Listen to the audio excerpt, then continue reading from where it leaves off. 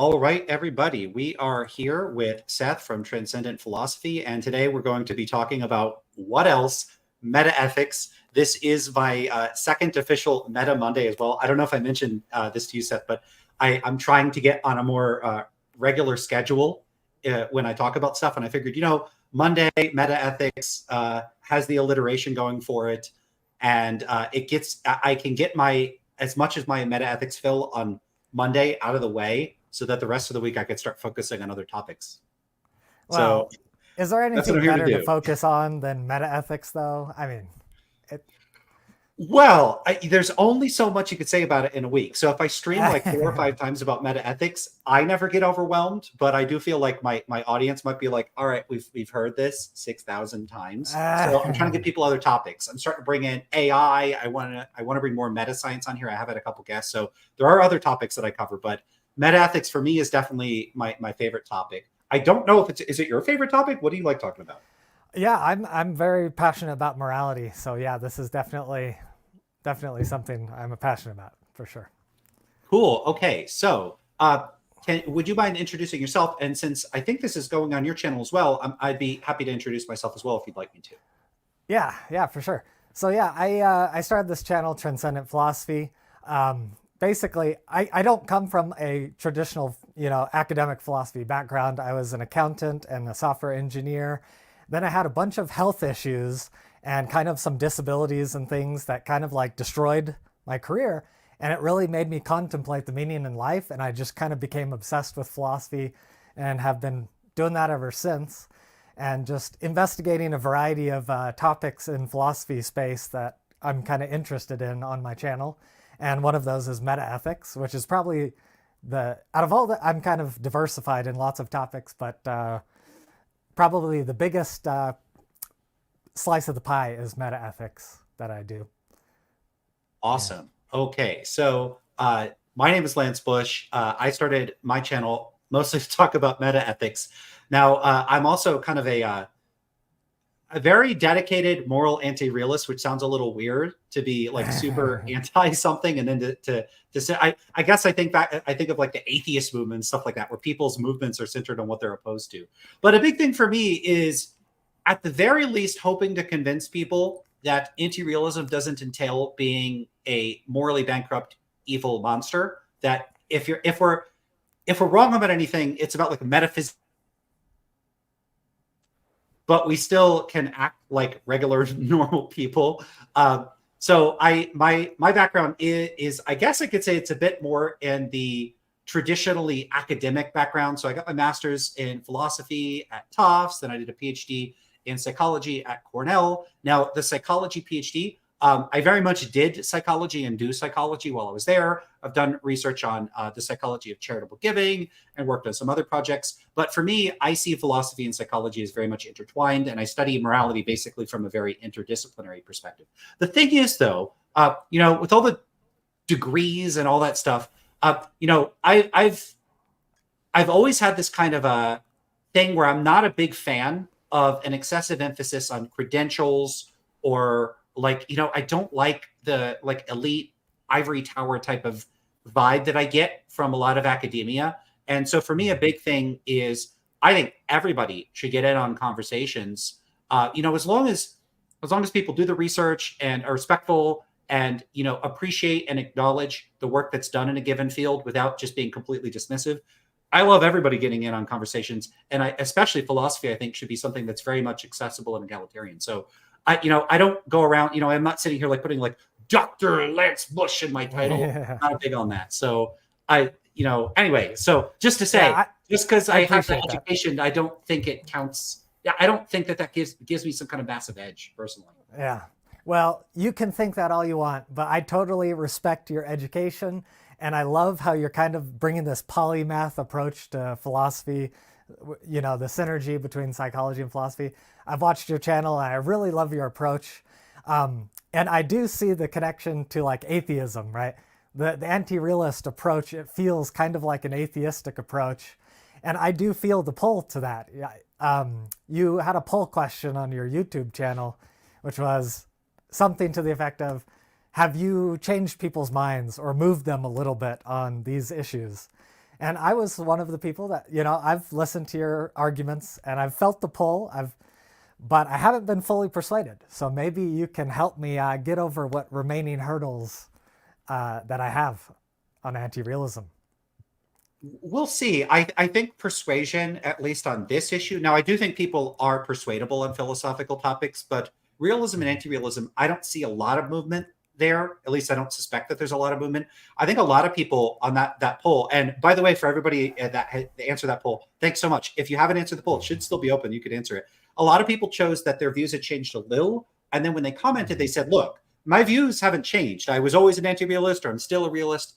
But you've clarified some of the issues. And if I can at least do that, I count that as a win. I would like people to reject what my position actually is and not some, caricature that they have in their minds. And I do think that there's a lot of mutual caricaturing that goes on, especially in the sort of public discourse around realism and anti-realism. And that's another parallel with the atheism versus like Christian apologetics world, which I'm also, kind of, I dip my toes in there on occasion. And I just see so much hostility and caricaturing. And, I used to be much more of like the atheists we're right and the Christians are wrong. And I just saw so many bad arguments from atheists that I'm like, I think I'm going to step out of this space for a while. I'm not like the whole Sky Daddy thing. Like, oh, you guys believe in a Sky Daddy, like the mockery and ridicule. I don't like it. Yeah, these types of things. Yeah, humans we're pretty combative sometimes, but it takes a lot of effort to kind of try to be more cooperative on these issues. So yeah, I aspire to that as well.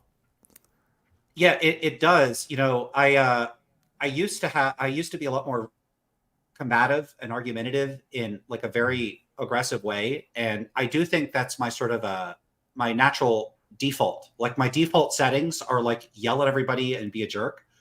So it's taken a long time to overcome that. And if I talk to somebody and they're really rude and disrespectful, and I think that they're just being ridiculously arrogant or super uncharitable, or they seem like they're intentionally distorting my words for a gotcha, it gets under my skin, and I feel that angry side of me wants to come out, and I don't want it to. Yeah. This is one good thing about live streams is I can't afford to get super mad here. So I try to keep myself in check. Although I haven't had big jerks on here. You will run into them elsewhere. So, but not so much here. Anyway, anything you wanted to clear out of the way before we get started? We didn't even set up a format or anything. So we could this is just open territory for us to talk about what we want to talk about. Yeah. So I do have a lot of thoughts, but maybe you have thoughts on where you want to go. But I know that you saw my prior debate on metaethics. And I've been kind of reflecting on how that one went. And I think I see it seems like a lot of it was semantic disagreements and maybe methodological or disagreements about standards and definitions. And so part of me thinks it might be more productive to take a step back and analyze all of those issues before drilling down. You know what I mean? I think that's a fantastic idea. I love getting into the nitpicky, pedantic stuff about language and definitions. So I'm happy to do that. Where would you like to start with that? So yeah, I think you titled it perfectly. I think you're on my wavelength with your thumbnail. Basically, realism. We got to figure out what realism is before we do moral realism, right? And so I don't know. Maybe you could go first, and then we could go back and forth on what we think about realism. Sure. So realism in a general sense, in at least in academic philosophy, actually, let me take a step back from that. Okay. So first, you already have this situation in academic disciplines where different fields will use terminology in different ways. So for instance, valid or validity means something completely different in psychology as it does in philosophy. So in philosophy, validity typically has to do with the structure of syllogisms and it has to do with logic, whereas validity in psychology has to do with measurements and whether something measures what it's intended to measure. And there's just different concepts that use the same word. Now, those are both appropriate extensions of the sort of ordinary language or colloquial use of the term valid or validity, but valid or validity also has a sort of everyday colloquial analog or a sort of cluster of analogs. So in everyday life, people will say, yeah, that's valid. People will even say valid to say something like to affirm what someone else is saying or say that's cool. Oh, yeah, that's valid. So words are, I mean, a few things to say about words and language. Language is constantly evolving. The idea that you could lock down words and say it's got this meaning and only this meaning is, I think, absurd. And it's very frustrating when people try to appeal to like Merriam-Webster or dictionary.com or something to say that's what the word means. Yes. Words are constantly moving targets. They're polysemous. They have multiple meanings. And they're not just polysemous in the sense that like bank can refer, this is an example I use a lot, can refer to like a financial, like a place you go to get money, or a riverbank. They're also polysemous in the sense of the same word will have shadings and gradations. And so they'll be like that word 1.0, that word 1.1, that word 1.2. So they'll be like, it's really more like words are used to signify sort of a distribution of possible usages and at any given time. And those distributions are constantly moving.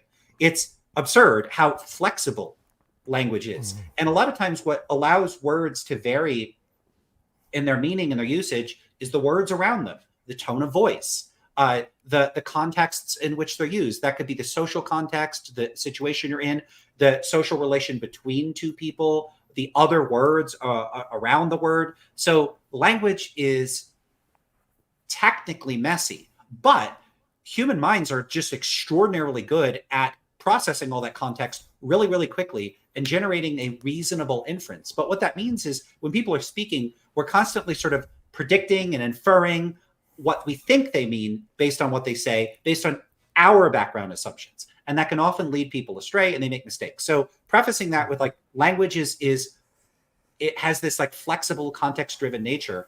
Then you take language, like terminology that's used in everyday discourse, and academics in different disciplines will take some of those words and apply them in more narrow specific contexts within this discipline and this other discipline and this other discipline. Realism is like that. I've actually seen the term realism and also even the term moral realism used in political contexts. And I've seen it used to like talking about movies and TV shows and stuff. I haven't looked into its use there, but it looks like it has a totally different meaning than it does in philosophy. And it's literally the same words. So you already have words that have an everyday analog, then they're transposed into different disciplines. So then I'll move into philosophy, but just know like words like realism and moral have analogs in other fields, anthropology, psychology. These fields will use those terms differently. Within philosophy, realist accounts strike me as they don't have a uniform meaning across the issues about which one is a realist. A realist about mathematics, that may or may not be a precise analog to realism about morality or realism about the objects of scientific theories. So all of these accounts of realism differ in a variety of ways, but I take the sort of fundamental unity between them, the connection between them, to be on the side very crudely of saying something is the case in a context in which there's some expectation that there's some non-negligible proportion of people who deny that it's the case, whatever that may be. It doesn't have to be metaphysically robust. It doesn't have to be the assertion that some actual like object exists, because there are people that call themselves realists, like Derek Parfit about morality, where they want to strip realism of its substantive ontological commitments. There might also be pragmatist realists and stuff like that.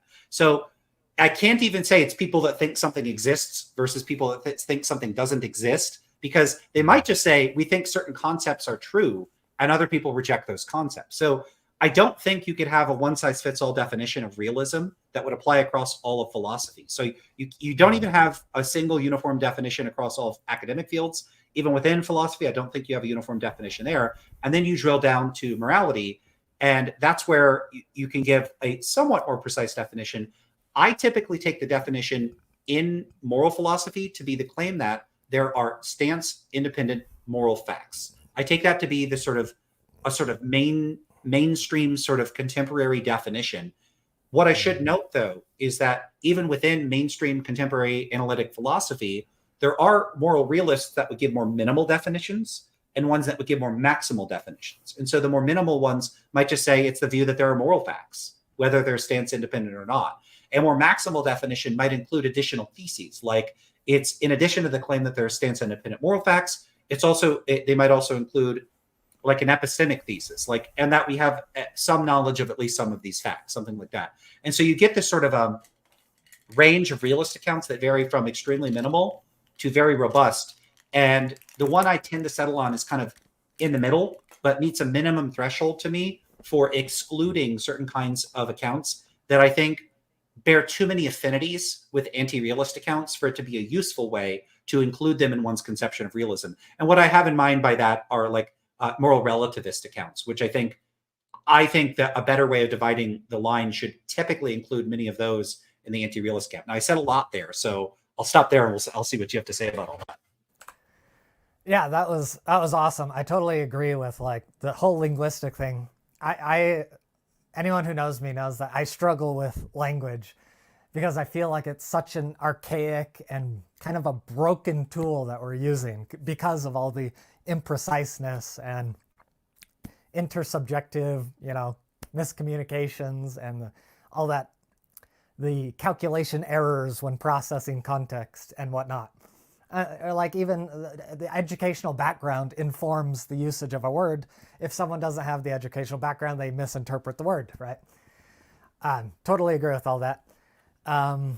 Yeah, so like my perspective on linguistics is kind of an evolutionary perspective and a utilitarian perspective, such that words are valuable in the sense that they help us accomplish our goals.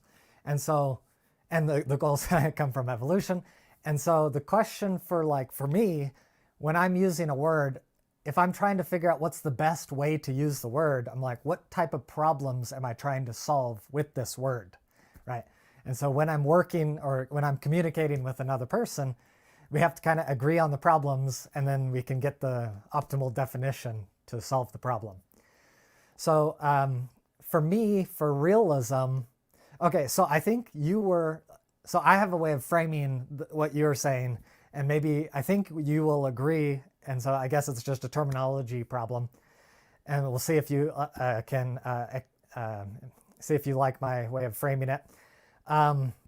It sounds like you're pointing to a distinction between what I call ontological objectivity versus epistemic objectivity. So if I'm trying to remember how you worded it, something to the effect of, in realism, there's the question of, does a thing exist and does it exist in an independent way, right? So the word objective could be inferring this independence. And the word ontological could imply existence, right? So ontologically objective would be, it exists as an object in an independent way, where epistemically objective would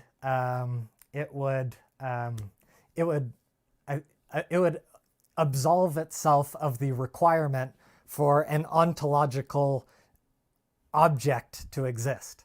So, for example, to make this distinction more clear, like the Platonistic idea of math, right? Like this abstract object of the number 7 floating in abstract space, right?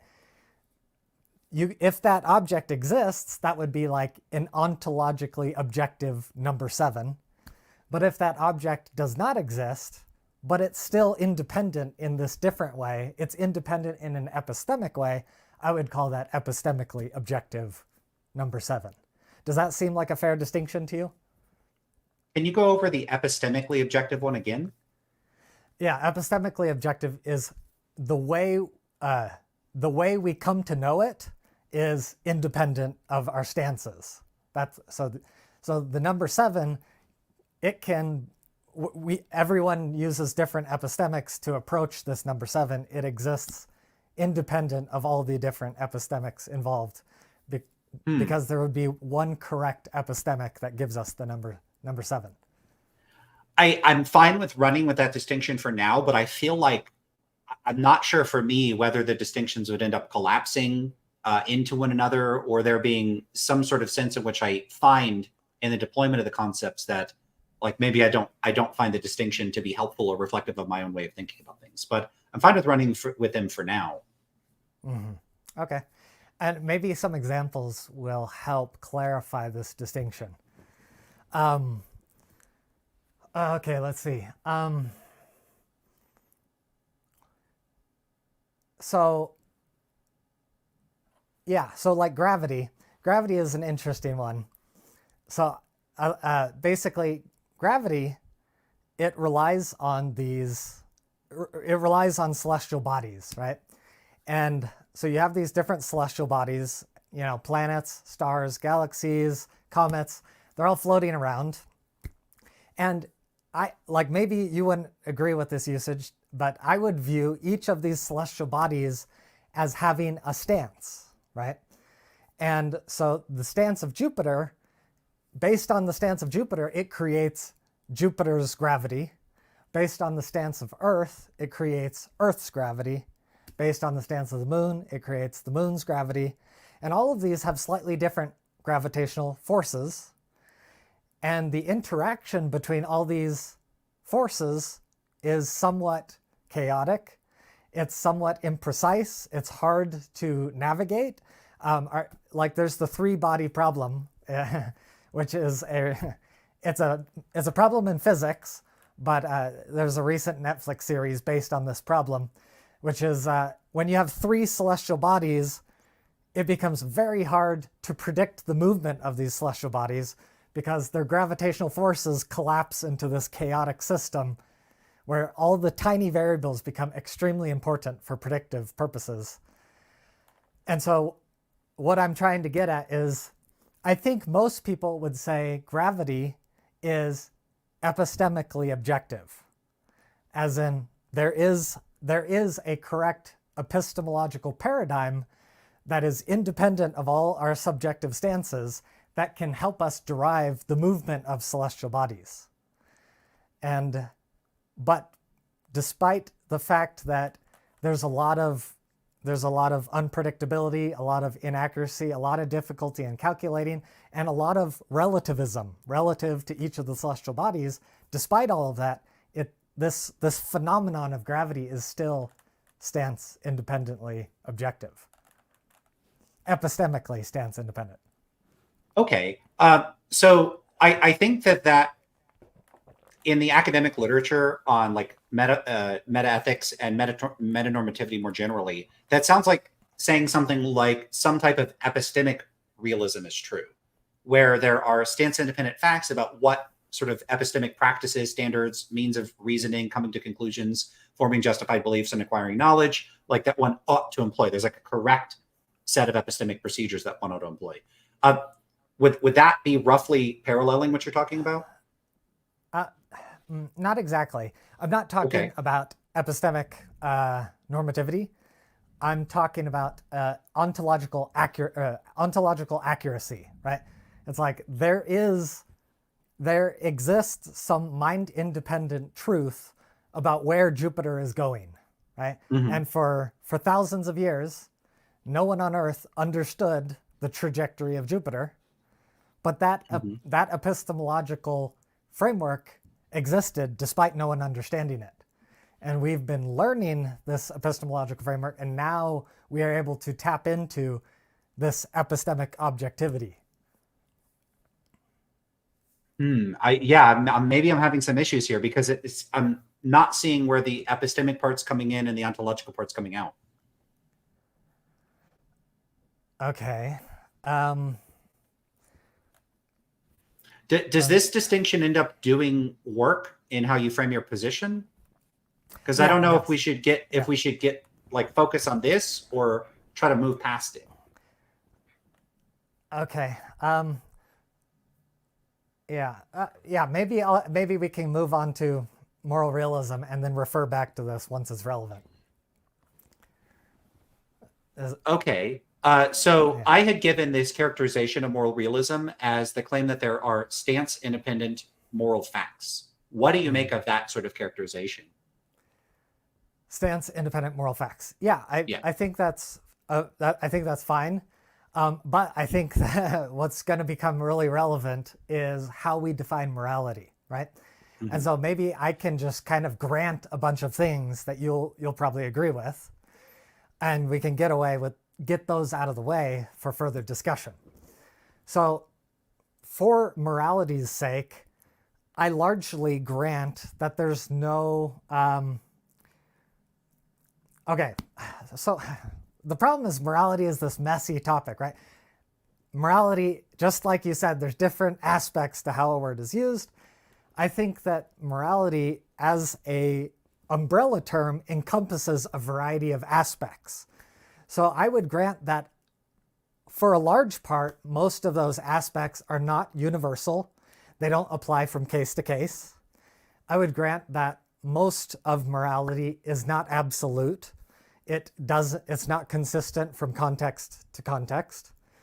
I would grant that it's somewhat relative based on context to context. I would grant that most of morality is not eternal in nature. It varies over time.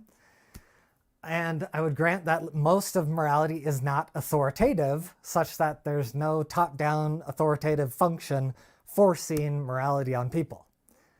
So getting all of that moral baggage out of the way, I do think there are objective things to discover and understand and predict about morality. Within this epistemic place, there are patterns to be discovered and to be understood within this umbrella category of morality. And so for me, I feel like anti-realism goes a little bit too far because it's subtracting out a lot of the stuff that deserves to be subtracted out, but completely subtracting, measurable objectivity seems just a bit too much. We might find that the things that you think are real or true and are discoverable and measurable are things that I would affirm are true and real and discoverable. But it may be that I wouldn't want to call those stance independent moral facts. And if that's the case, we might end up actually agreeing on like what the world is like or what is true, at least within the context of this particular discussion. Maybe we would disagree on some other matter. And that's been one of my enduring issues with the sort of moral realist landscape, like of possible positions that people take. And, one of the things that I frequently say is that I have what's called this anti-realist trilemma. I don't know if you saw that in any of the videos from me. But what I will tend to say is that I regard all realist accounts that I've encountered so far as trivial, false, or unintelligible. The unintelligible accounts are probably the accounts, or at least primarily the accounts that you yourself are probably not endorsing. What I have in mind are the accounts that are largely in line with like G.E. Moore and non-naturalism. So Mike Humer, David Enoch, Terence Cuneo, Russ Schaefer-Landau, the accounts which hold that there are irreducibly normative moral facts about what's good or bad or right or wrong that are have this, like what the facts consist of is a type of prescription or a fact about what one ought or ought not do that cannot be reduced to any sort of natural facts and cannot be reduced to any sort of descriptive facts. I take huge issue with that. And it seems like you might have excluded most of those in saying, here's what I don't think and here's what I do think. But the remaining like naturalist accounts, usually my issue with those isn't that they have some like major conceptual issues on my account, but that it's not clear to me whether the kind of realist account that they're offering is appreciably different from what I already think. And we're just engaged in some sort of like labeling dispute where, okay, we agree on what the facts are. It's like if I laid out a set of objects on the table, right? So you see like a spoon and an apple and a cup, and we're like, we agree there's a spoon, an apple, and a cup there, right? And we're like, yeah, we agree on what's there. And then I want to say, okay, so there's no overarching category. And then you might want to say, hey, there's a category of objects here. The spoon and the cup form the silverware category, and it's real. And then I don't want to grant that that's real. I want to say, hey, maybe that's a socially constructed way for you to organize it. It's not like a feature or property of the things themselves. And so the dispute ends up becoming one where it's largely a matter of like what stickers or labels we want to put on the objects in the world, rather than a dispute about what are the objects in the world. And then it becomes kind of a frustrating, like, are we arguing about words or are we arguing about reality? And maybe that's what the dispute comes down to, but I'd like to try to figure that out. Yeah, totally. Yeah, I think we already foreshadowed that this was going to be the issue. It seems largely semantic and definitional. And so I guess it comes down to what I said earlier is like, what is the utility behind these words? What problems are we trying to solve with the words, right? And so I guess maybe I'll try to see if I can build out an argument for why an objective notion of morality would even be valuable in the first place.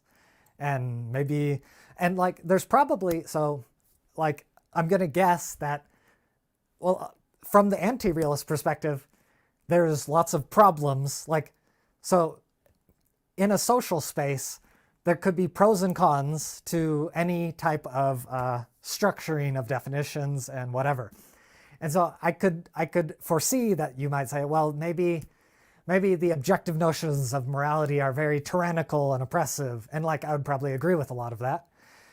But like, maybe like reducing morality to like something that's arbitrary would also have some costs. And so I guess maybe for social utility, it's kind of threading the line between the pros and cons. Like, how do we get rid of the tyrannical authoritative aspect of morality while preserving the aspect of morality that's not super arbitrary and is actually leads us to something beneficial? Does that make sense? Yeah. Yeah. So if you want to build that case, go for it. Yeah. Okay. So basically, like, basically, I view morality as one of the most important things, right? Morality is basically the study of what is good. And like, what is good is like the number one thing of importance for anything, any sentient creature. We all want what is good, right? And maybe that's some amorphous mystery to us, but it's still good by definition. So it's something we want to pursue axiomatically. And so trying to figure out what this goodness is like, I don't know how anything could be more valuable than that. And so objectivity, to me, the easiest way to reduce the essential nature of objectivity is measurability, right? And measurability, I basically, just to build an argument for this, because people debate words all the time, objectivity etymologically means of or like an object.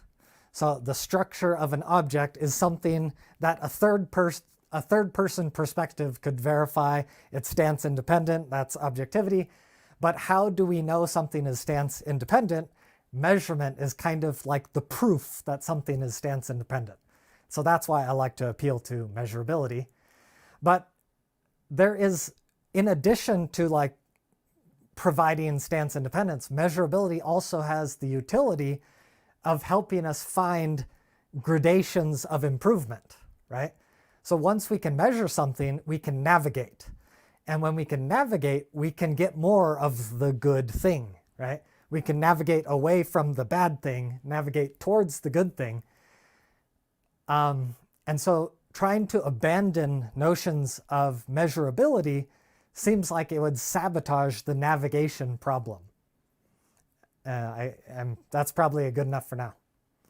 Okay. Yeah. So, I don't think I'm trying to abandon notions of measurability. When I say I'm an anti-realist, I'm specifically rejecting particular positions as I see them in analytic philosophy. And so the position largely consists of, or is constituted by, a reaction to a particular subset of positions that are held by academic philosophers. And so what I'm saying is, those people over there that are saying those things, I think they're mistaken about those things. And then the question turns on, well, what do those people think? What is their position? And I don't take it that Mike Humer or David Enoch or G.E. Moore, that the realists that I'm responding to, and this would include naturalists as well, would typically think of objectivity or stance independence in terms of measurability specifically.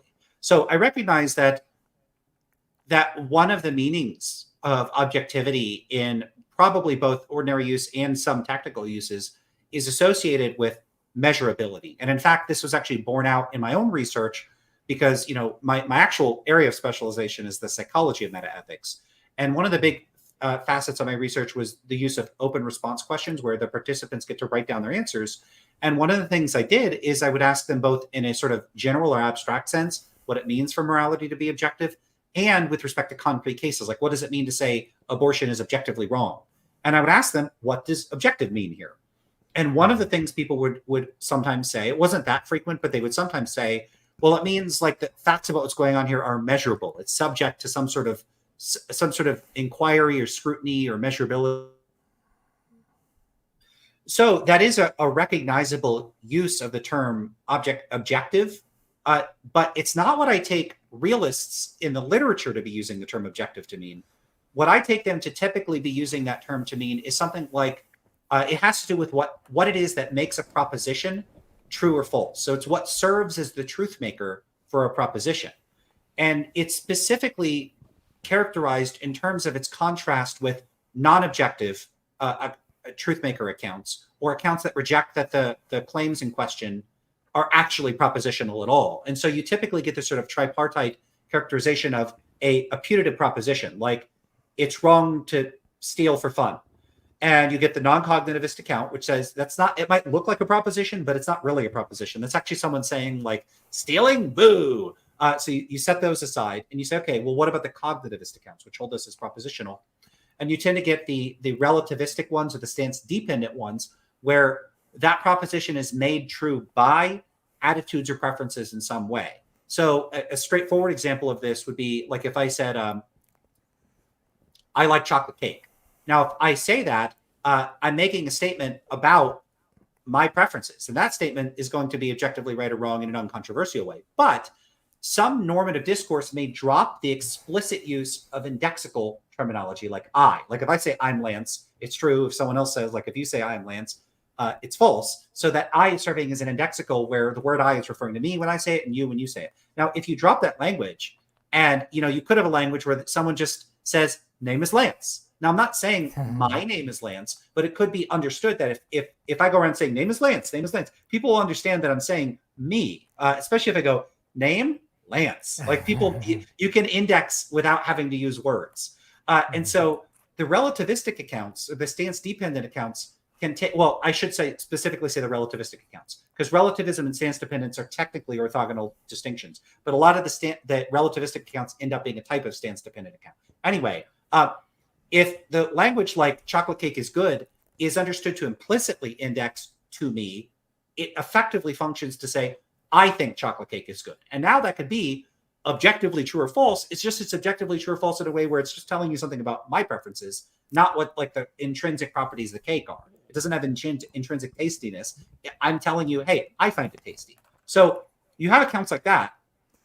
And then you have accounts that and what I understand realists to be doing is saying, that's not what I think moral language is doing.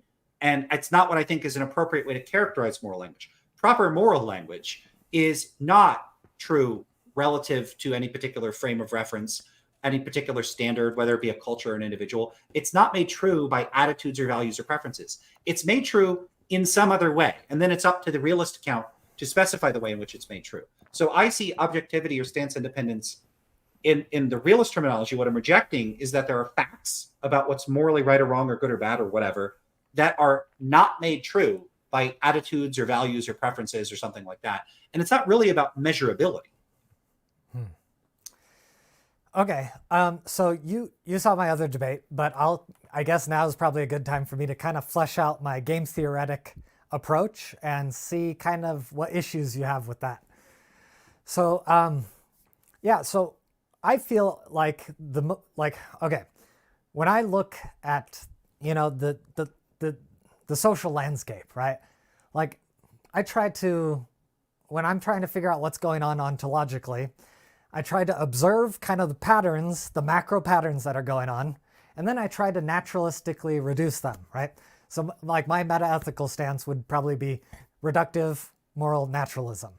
So I see like these patterns of people engaging in what I would call moral activities, right?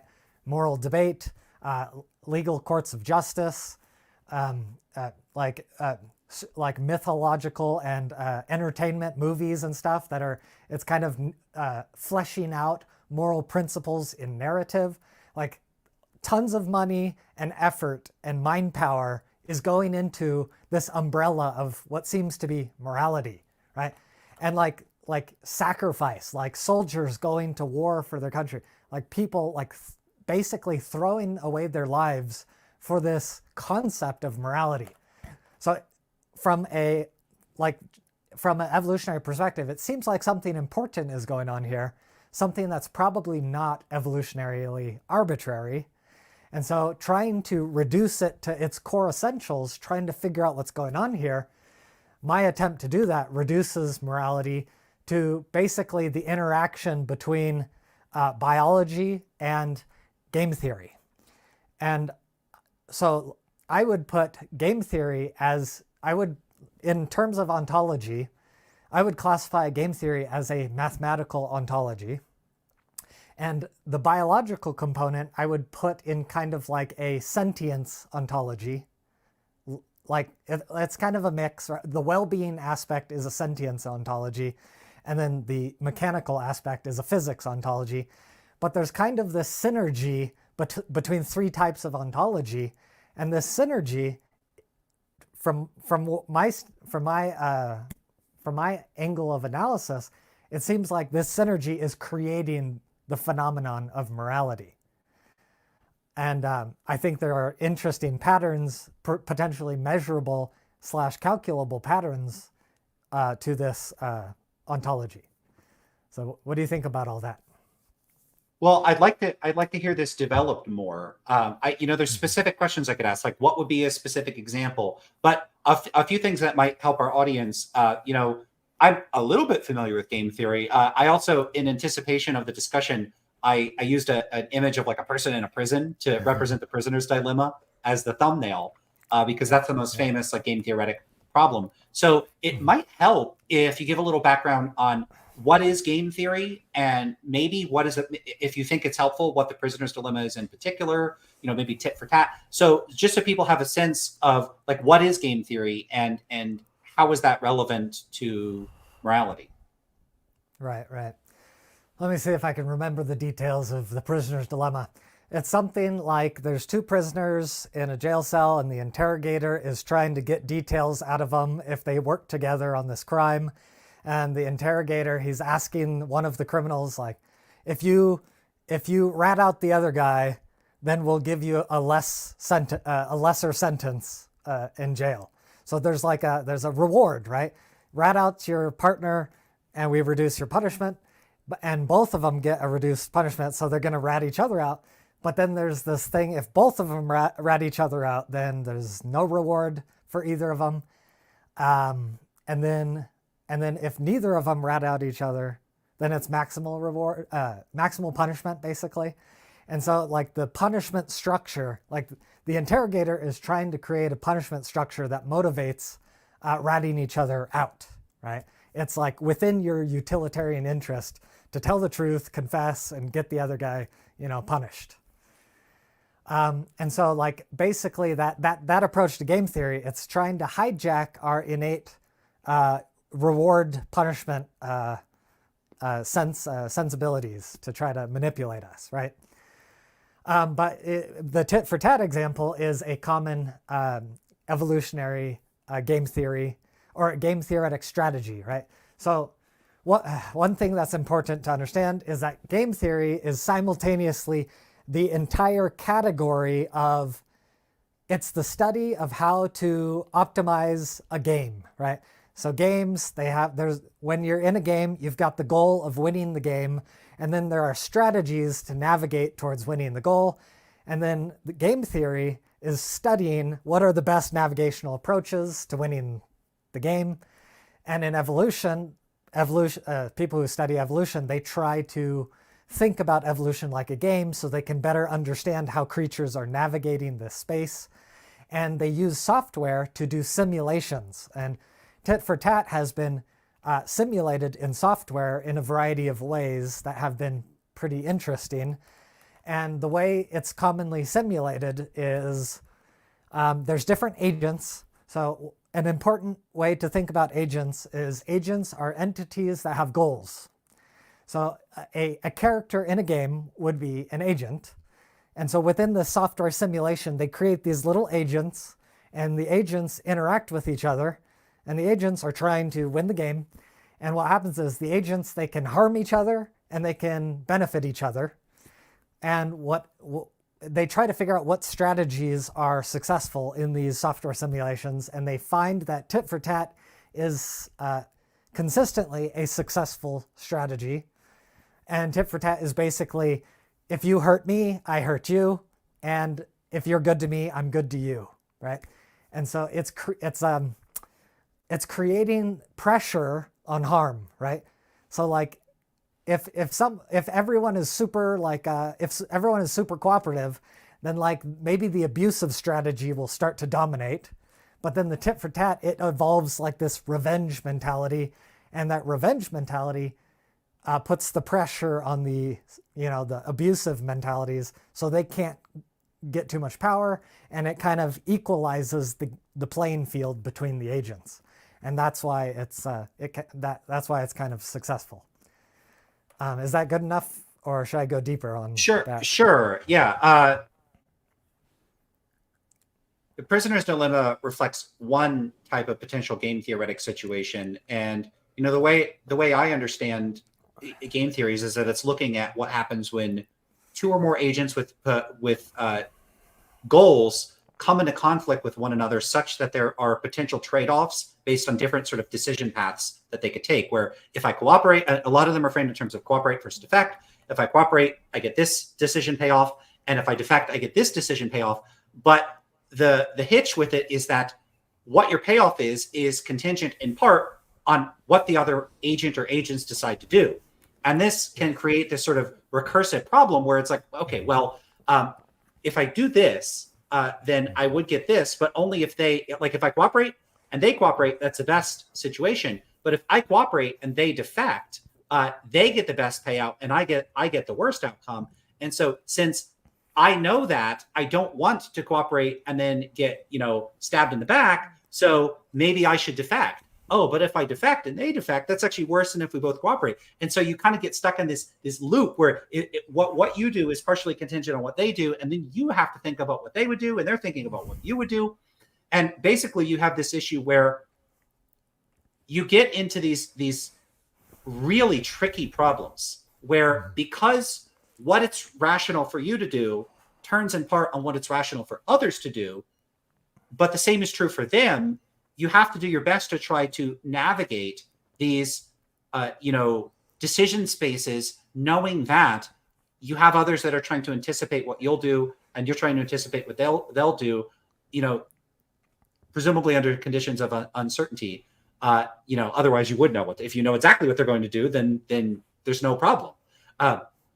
So it creates these really fascinating, tricky situations. And I understand game theory to hopefully, at least in principle, translate to real life in some ways. So it's these sort of very structured abstractions that step outside the real world and are in a world where the decision payouts are very precise.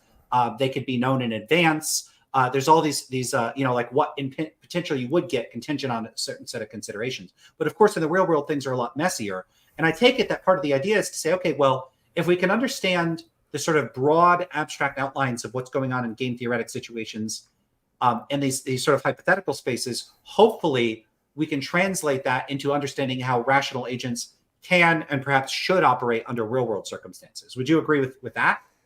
Yeah, that's pretty much exactly how I'm thinking of it. It's there's like this mathematical space supervenes on reality, and that's why like mathematical concepts are often useful such that we can make discoveries based on math, right? So like from an ontological perspective, like the number 7 doesn't seem to exist, but like the fact that we can discover things via mathematical principles shows that there's something objective to this mathematical framework. And I think the same thing is useful about game theory. It exists in this mathematical ontology, and it's providing us discoverable things that theoretically would be very beneficial. Okay. And how can we move from discussion of game theory to how this gets us to some type of moral realism? Yeah, so basically mathematical truths are mind independent or stance independent. That's why they're discoverable. For thousands of years, people didn't understand that black holes are real. And then Einstein's relativity opened up the door for us to discover the mathematical truth of black holes. And once we discovered the mathematical truth of black holes, then we pointed our telescopes and we found out that mathematical truth supervenes on reality, which is to say that they're connected. It's hard to describe. Supervenience is basically one thing exists on top of the other such that changes in one thing lead to changes in the other. And so there's kind of a predictable relationship between the two. So we find the mathematical truths, and that leads us to find the physical truths, because the mathematical principles are based on the same, physical principles are based on the same mathematical principles, which makes the deducibility, makes them parallel in deducibility. Was that coherent enough? Somewhat. I mean, I don't know if I want to like break it down indefinitely, but yeah. So, okay. Okay. So how do, like, I guess just continue on with, because I want to get from game theory to how we get to moral realism. So, and you're welcome to take, get there how you wish. Sure. So yeah, basically, I think that the moral project is dealing with what ought we to do, right? And when we're dealing with oughts, I view oughts in relation to goals, and I think that's a common way to think about morality. Once you have a goal, then it creates this navigation problem, which is how ought we accomplish the goal? And there could be a variety of ways of accomplishing the goal, and that's where game theory comes in. Game theory is studying all the different ways to accomplish the goal, and it's trying to calculate the most optimal pathway. And so when we're aiming at a goal, we, by almost axiomatically, we ought to do the optimal pathway, right? That's how you accomplish the goal, is through the optimal pathway. And so then the question is, well, do goals exist? Do oughts exist? Like, I guess this comes back to a semantic thing, but I think that once you have agents, then you by default have goals. If agents exist, then goals exist. If goals exist, oughts exist. If oughts exist, morality exists. So it just kind of, it's all downstream from that. And agents come from, the brute fact of nature. Like agents evolve out of nature, and the goals are just built into the structure of the agent, right? And so, there's the issue of the is-ought gap. To me, the is-ought gap is kind of a red herring of sorts. And the way I like to approach this is-ought gap is there's two ways to look at the problem. There's the logical lens, then there's the ontological lens, right? And the logical lens, it's doing the deductive, the analytic philosophy. It's like, okay, I have an is premise and I have an ought conclusion. Oh, that's a fallacy. And it's like, okay, I got to put an ought premise in there. Now it's ought, is, conclusion, ought. It's like, yay. But then you just take the problem back. It's like, where did that premise of ought come from? We need another ought, and you get this infinite regress problem. And then the whole concept of an ought looks ridiculous. And it's like, maybe oughts don't even exist because there's no primordial ought. And so what are we talking about here? But I feel like that's not a useful way to look at oughts, right? Like, going back to the semantic issue, it's like, what is useful?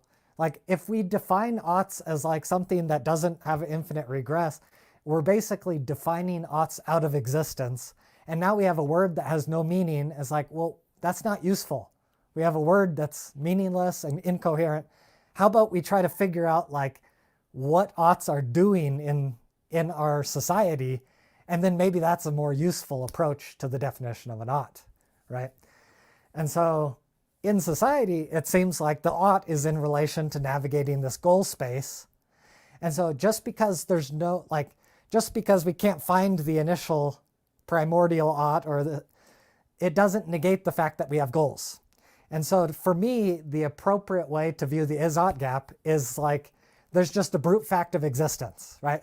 We've got the Big Bang, like here we are, we're thrown into the universe, like surprise. We don't know why. This is a brute fact, right?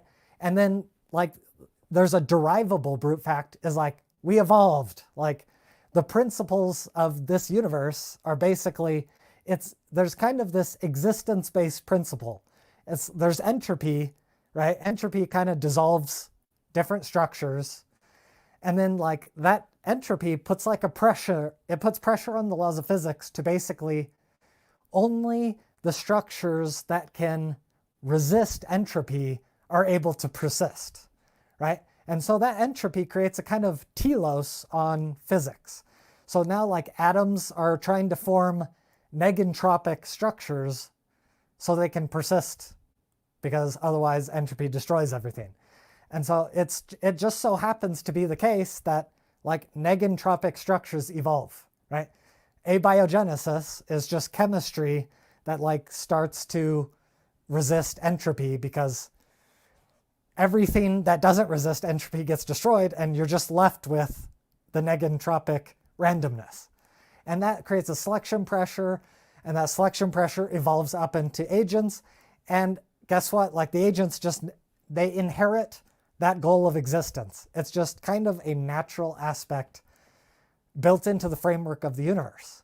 And so to me, it seems a little bit pointless to try to resist that fact. It's like, welcome to the universe. We were built by processes that are based on existence.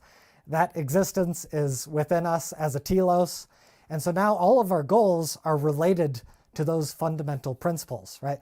So the fundamental principle the fundamental ought is basically, I ought to exist. That's basic. If you try to go down the chain of oughts, like logically, it kind of backs up into that ought. And I don't think you can go deeper than that one. So as long as we can accept that primordial ought, then we can kind of build up an objective framework of morality on that foundation. And so just to make that a little bit more coherent, like bacteria would have this I ought to exist, and therefore they eat food. And then like creatures evolve more complicated oughts. It's like, well, biological creatures, they ought to survive, they ought to reproduce. Those are just two different ways of existing, right? And persisting in existence over time. And then like creatures evolve to be more complex. So now they're like social creatures. And in order for social creatures to exist, like these more varieties of oughts, like these are derivative oughts, right? Like we ought to cooperate. Well, that's like a social ought. It's like, I exist if the group exists, and therefore I ought to exist, therefore the group ought to exist, because the group is the vehicle for my existence, and therefore I ought to do these things to help maintain the existence of the group. And so I think a lot of what we're talking about in this moral space reduces to these social oughts, and those social oughts reduce down to I ought to exist. And and all of that space is basically navigatable with game theoretic mathematics, which are stance independent. Okay, there's a lot there, and I'm not sure what the best thing to focus on is. I think one of the things I'd like to focus on is something that you had said early on in that characterization. Is you said something like, if you have agents, you have goals, and if I understand an agent just to be like a goal-directed entity, like an entity that is trying to achieve objectives, that doesn't strike me as an issue. Like, I don't even know what it's like. So if an agent makes choices and deliberates, well, how would it deliberate or make choices unless there's some standard or goal, or there's some way for it to, there has to be some sort of set of considerations over which it weighs one choice or one set of actions against another by some standard. So I don't have an issue with that. Where I start to get concerned is when, okay, so if we say, if there's agents, you got goals. I'm fine with that. But then when you say, if you have goals, you have oughts, that's where I start to be a little worried. I can understand how to characterize a goal in very rough, sort of crude, cognitive, psychological terms. So like, organisms have like approach avoid tendencies, even like single-celled organisms do.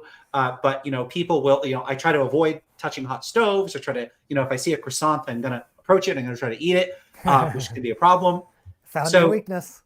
Yeah. So we have tendencies to move through and navigate through space, and they're deeply rooted to a significant extent in the fact that we are evolved organisms. And so you have all these factors that shape the behavior of an organism in an approach and avoid way.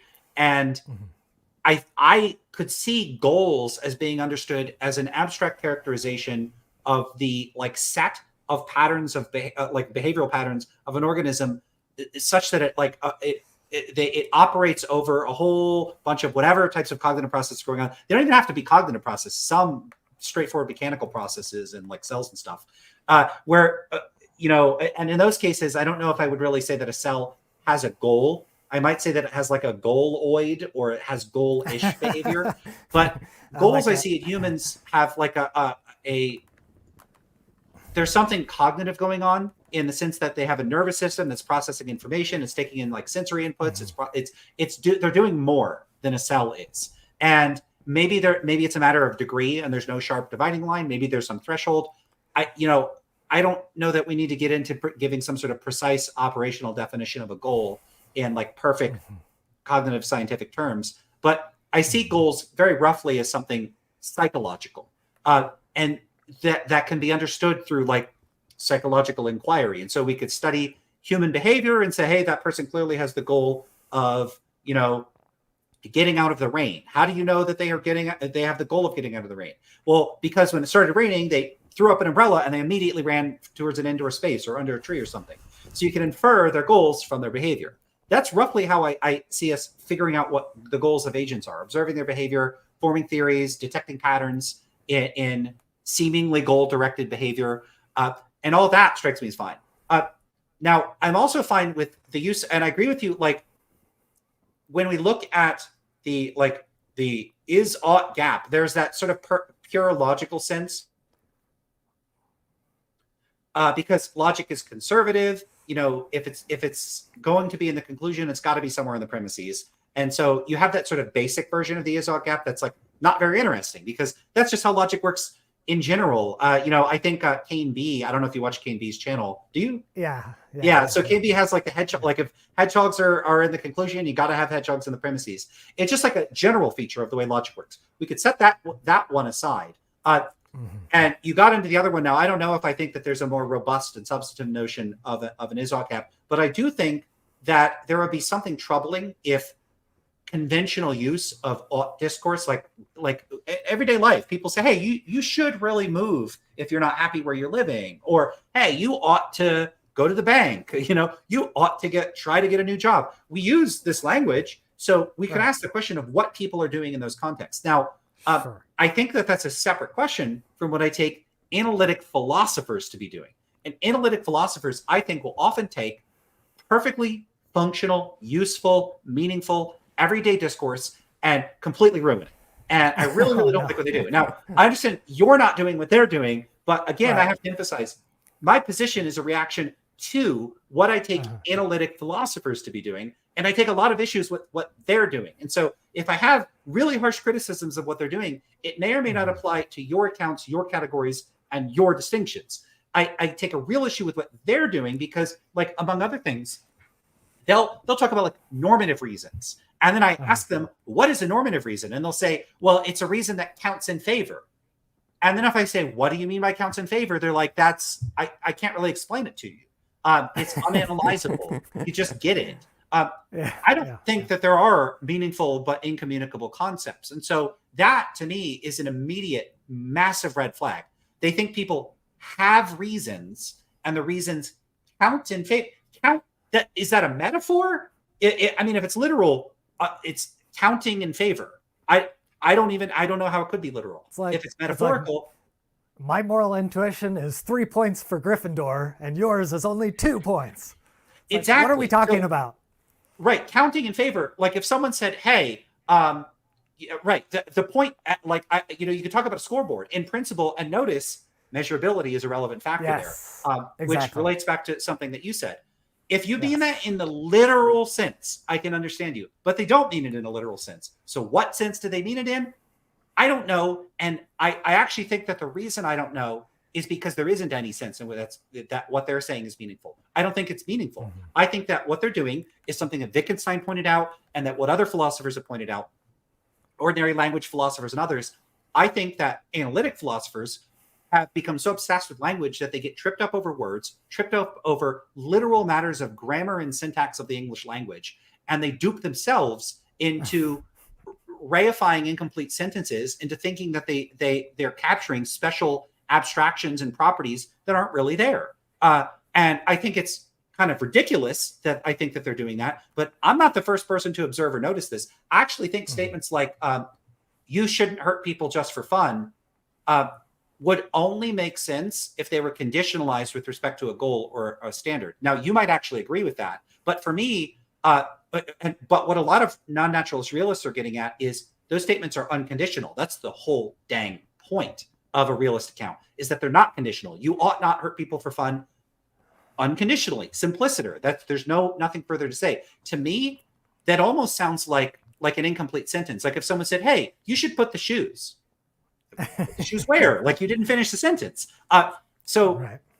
For me, one of the things that I noticed that philosophers do, and again, the reason I talk about philosophers is because I want to make clear what it is I'm rejecting when I call myself an anti-realist. Because if I end up just saying, "Hey, I don't have a problem with what you're talking about, maybe those facts are real," I want to be able to say, nevertheless, I do think it makes sense to call myself a moral anti-realist, because I'm an anti-realist with respect to these other views over here, not with respect to your views. I might not be an anti-realist about your views. I might take a different position, like some type of quietism or some type of "I prefer not to use language that way" ism. And that's, I prefer not to use language that way is not saying your position is false or unintelligible. It's saying that's not how I want to carve up the conceptual space. And I don't think we might just be okay with one another having that position. Anyway, so I think that that's something that has happened to a lot of these realist accounts that are out there. And I think a big factor in that is the way that they use language, like ought. So the main issue that I take issue with among non-naturalist moral realists is what I call irreducible normativity. So on my view, there are only descriptive facts. Now, when I say that there are only descriptive facts, that might sound bizarre, because don't I say things like you shouldn't hurt people? And the answer is yes, I do say that. And so if I thought that there were only descriptive facts, someone might say, well, then why would you say people shouldn't hurt people? That's not a descriptive fact, that's a prescriptive fact. Now, on my view, I see prescriptive facts as only making sense if they're understood as a type, a subcategory of descriptive facts. And I characterize them in terms of relations between means and ends. And so I think that there are a certain type of stance-independent fact. There are facts about conditional on some goal. There is some fact about the means of achieving that goal. And it could be pluralistic. It could be, there are 6 ways. Like, let's say you are thirsty and your goal is to not be thirsty. That doesn't mean that there's only one thing to do, which is drink that glass of water over there. You could go to the store and buy Gatorade. You could drink milk. You could find a local lake and jump in and start drinking the water in the lake like a weirdo. There's all sorts of ways of achieving the goal. So there would be some fact of the matter about what actions would achieve the goal and what actions wouldn't achieve those goals. So I do think there's facts like that. And I use normative language to refer to those facts. And so from your description, the other thing I would just add too is, given game theory, there are also definitely going to be optimal strategies relative to goals. So if I know what my goals are, I just introspect, I have my goals. If I know what my goals are, I know what your goals are, we're in a conflict, and I know that I could either cooperate or defect, there may actually be a fact of the matter about what, relative to my goals, will on average yield the best payoff. What is the best decision for me to make with respect to my goals? And so what I'm perfectly willing to grant is all of that there are game theoretic optimums relative to goals, that there are facts about what the better and worse ways of achieving goals are relative to those goals. And so granting all that, I'm not sure how much we disagree. Like, the stuff I'm rejecting might just be stuff you reject too. Yeah, it sounds like, based on our understanding of reality is very, very similar. Like you said, it's almost like, how do we want to use language is the main disagreement. It sounds like you're almost like using language to combat the realists that are corrupting the landscape, and you're positioning yourself to kind of go after that. And I guess maybe I'm positioning myself to kind of go against the arbitrariness. I guess I view like moral arbitrariness as something undesirable. And this measurable, goal-oriented approach to morality seems to resolve that problem in a coherent way ontologically. That's where we might have some disagreements. So, so a couple questions I wanted to ask, but I guess I'll just move to the arbitrariness one. It may be that I'm okay with just saying, yeah, values are arbitrary, and I may end up endorsing a view that you're not happy with or you disagree with. I always find difficulty when someone says, what does arbitrary mean? I think it's actually a challenging term to characterize. Do you have a way, do you have that same issue, or do you have a way of characterizing it? Because maybe it would help to just unpack what arbitrary is. Yeah. In this context, I'm thinking of, when I say arbitrary, I'm thinking of something like random and baseless and unpredictable, right? And so I don't view morality as random, baseless, or unpredictable. I evolve it as a process that was, specifically selected towards different ends, right? And so because there was a selection process on whatever morality is, there are predictable aspects to it. And those predictable aspects bring us into this mathematical space where certain things could be discovered, right? We could discover that there is a better way to do morality, right? So for years and years, tribalism meant genociding your neighbors. And we discovered a better strategy, which is cooperation with your neighbors. It's like, wow, the world is way better when we, share, when we trade, international trade and, international travel and international food. That's all way better than tribalism, right? We discovered a new type of strategy that optimizes existence in a much more favorable way that doesn't lead to self-extinction when some other tribe gets you back for your brutality. Right. Okay. So here's where I would start to have some concerns about this. So in terms of values not being random, baseless, unpredictable, sure, that's all fine. But it does seem like it's possible for agents to have values, and for the sort of payoff matrix for their game theoretic choices that are available to them could favor them, as far as I could tell, doing something. And I know this came up in your previous debate, with some specific examples of bad, actions you and I would probably agree are bad and we don't want them to happen. So let's just say hypothetically, there is a very powerful being like Thanos or something. And this being can do pretty much whatever they want. And because they're super powerful, and they decide that they want to, they want to destroy planets. They want to eat people. They're just like, I'm going to go to Earth and eat everyone, even if it takes 1,000,000 years. And let's say they have the power to do it. And so they look over all the range of options they have available to them. They really reflected on their values, and they're like, yep, totally want to eat all the people on Earth. And yep, I totally could do it. And there's almost no chance they could resist or stop me. And then they go ahead and do it. Do you think that being is making a mistake? Are they making a factual mistake? Are they doing something you would consider wrong? Because I would say that that's wrong. That seems wrong to me. I don't want everybody on Earth to get eaten. But if they're calculating, if they're using some rational decision procedure where they're trying to optimize for goal success, that might actually be the thing that is most conducive to their goals. Yes. Okay. That's a great example. And this is kind of complicated. There's probably 3 different layers that I want to articulate in order to kind of help conceptualize my answer to this problem. So one thing I like to talk about is when talking about ontology, right, there's kind of this dichotomy between reductionism and emergentism. And reductionism kind of reduces to the parts, and emergentism focuses and emphasizes the whole, right? So if you're oriented towards the whole versus the parts, that's the dichotomy. And so when thinking about morality, I often think about what are the fundamentals, right? The fundamentals of morality would be the parts, and the whole would be like the moral conclusion, right? So that's an emergent morality. So what am I saying? Maybe I'm not. Let me make this more clear with an example.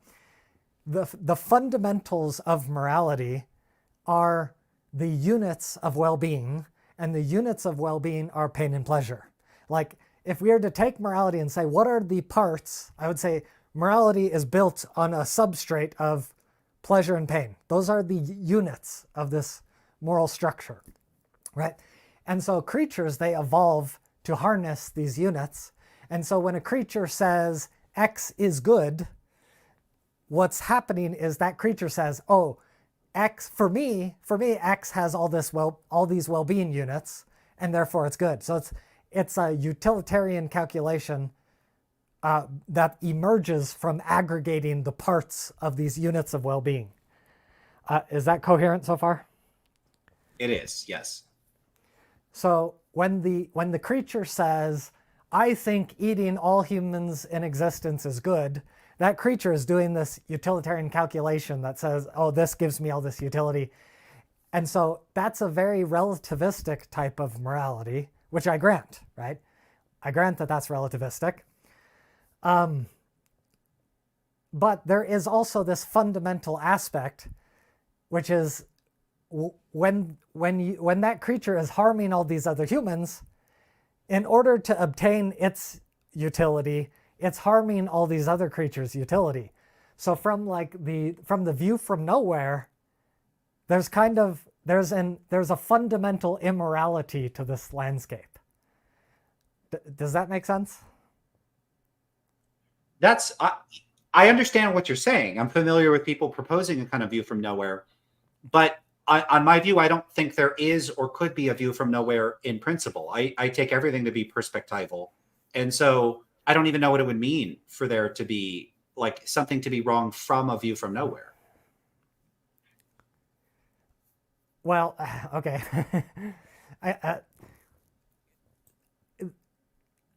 Oh, that's an interesting objection. Wouldn't it be a stance-independent truth that there are multiple humans who have their well-being harmed by this entity? Wouldn't that be a stance-independent truth?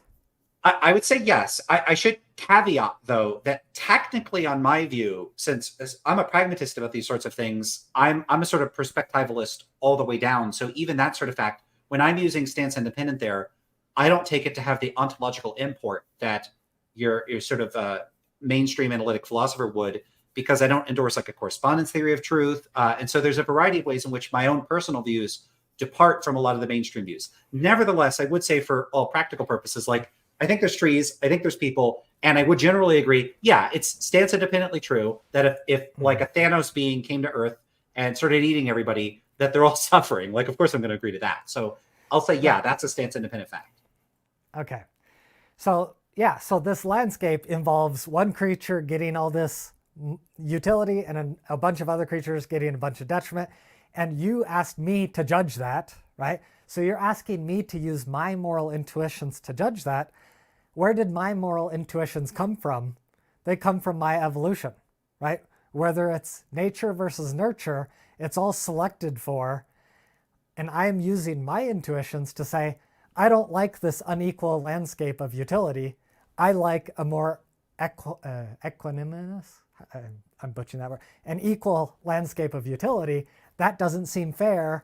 In my moral instincts, I have an instinct to like fairness, and this example violates my instinct. You know what I mean? So I'm using my reductive morality to judge this. Well, but so I'm doing that too, but I'm doing it as an anti-realist. So I'm looking at the situation of this being that wants to eat everybody on Earth, and I'm saying, I consider that bad. I don't approve of that. I don't want that to happen. And in every case, what I'm doing is telling you something about my goals and values, but I'm not adopting a view from nowhere. Right. But so I guess what I was talking about earlier, I don't think my intuitions are arbitrary, right? And my intuitions are not random. There's a pattern to where my intuitions come from. And that pattern shows me what my goals are. And so if I have a goal for justice, that gives us an interesting landscape of, well, how do we optimize for justice?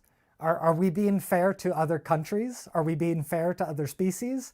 That presents what I think is a valuable landscape of consideration that's not random and should be analyzed for optimality. I think that's a word. Yeah, so I'm okay with navigating that space. So, but I think that could be grounded in shared or intersubjective values. So, if you get a group of people together and they want to build a house, there's going to be facts about what's going to constitute a good house or a bad house relative to the sort of biological and comfort needs of that group of people. But I don't think that there's any further fact such that like they ought to build a house independent of whether they want to build a house or whether it would serve their interest to build a house. And I typically take, and again, to reference back to the academic literature, what at the very least non-naturalist realists want is to say there's some fact of the matter about whether they ought to build a house or ought not build a house that is true independent of their goals. And so I'm rejecting that, but I don't have an issue with saying, hey, if a group of people want to build a house, there's going to be facts about what will or will not be conducive to doing so.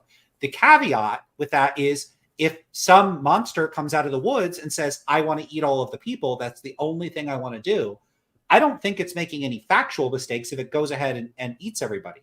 And so, that's why my position ends up, I think, meaningfully being called some type of anti-realist position. I don't think beings that you and I would agree were horrible monsters that we would hope don't exist or would be stopped if they do exist are making factual errors when they act in accordance with their horrific actions. I object to their actions, and I'm glad I'm assuming you do, and you would object to their actions, but I don't think we're referencing facts independent of our goals and standards. I take myself to be expressing my attitudes, and that's basically it. Okay, so I think that now would be a good time to talk about biological drives. And I think you would probably be way more of an expert than me on this topic since you have a PhD in psychology? I do. My area is social psychology. So, psychology, there's a lot of sub areas, and I may or may not be knowledgeable about, any particular issue in psychology. I mean, stuff gets very narrow. Sure. So my understanding of like the neuroscience of how this works is that basically the psychology is basically a slave to the biology, which is to say the cognition is serving the biological drives. So the biological drives provide the goals, and the psychology is trying to figure out how to accomplish the goals. Does that seem accurate, or you take issue with that? I probably would take issue with that. Okay. So I think humans are a little unusual in terms of organisms. And one of the things that I think humans, like if you were to ask like what's a bird good at, it's going to depend on the bird, but birds are often good at flying. Like they have a sort of adaptive niche. They're good at particular sorts of things. They avoid predators by going places the predators can't get to. Other organisms have different defense mechanisms. Obviously, a porcupine is not going to fly away. It's going to defend itself with spikes, spines, or quills, whatever specifically they're called. Different organisms are adapted to different sort of lifestyles, and they're good at certain sorts of things and not so good at other sorts of things. I think the human niche, like what humans are good at, is cultural transmission. And so we've got this big old sponge up here. And what humans are good at is they live in pro-social groups. They pass on information about how to extract resources from their environment, to build tools, to build, and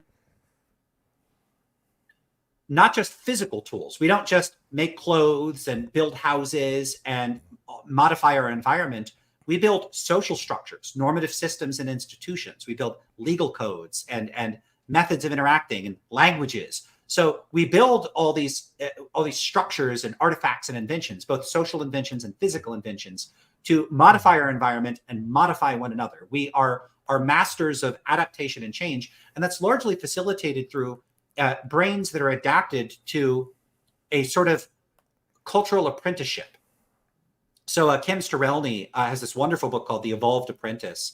And it's one of my favorite books on this topic. It's a fairly short book. I think he has a newer book that's a lot bigger. Great book, where he talks about the sort of apprenticeship feature being an important part of human evolution, where, you live in a small group, and it's important for the older members of a particular society to pass on the information to future generations. And so I see humans as adapted to what you could ultimately say is the cultural niche. We transmit information from one generation to the next, And the big advantage is that it's cumulative. So it's cumulative cultural evolution is what I think the big driving factor and what makes humans so much different, so much more different from non-human animals is that, humans are biologically basically the same as we were tens of thousands, if not hundreds of thousands of years ago. And yet the way we're living right now is radically different from the way we were living like pre-agricultural times.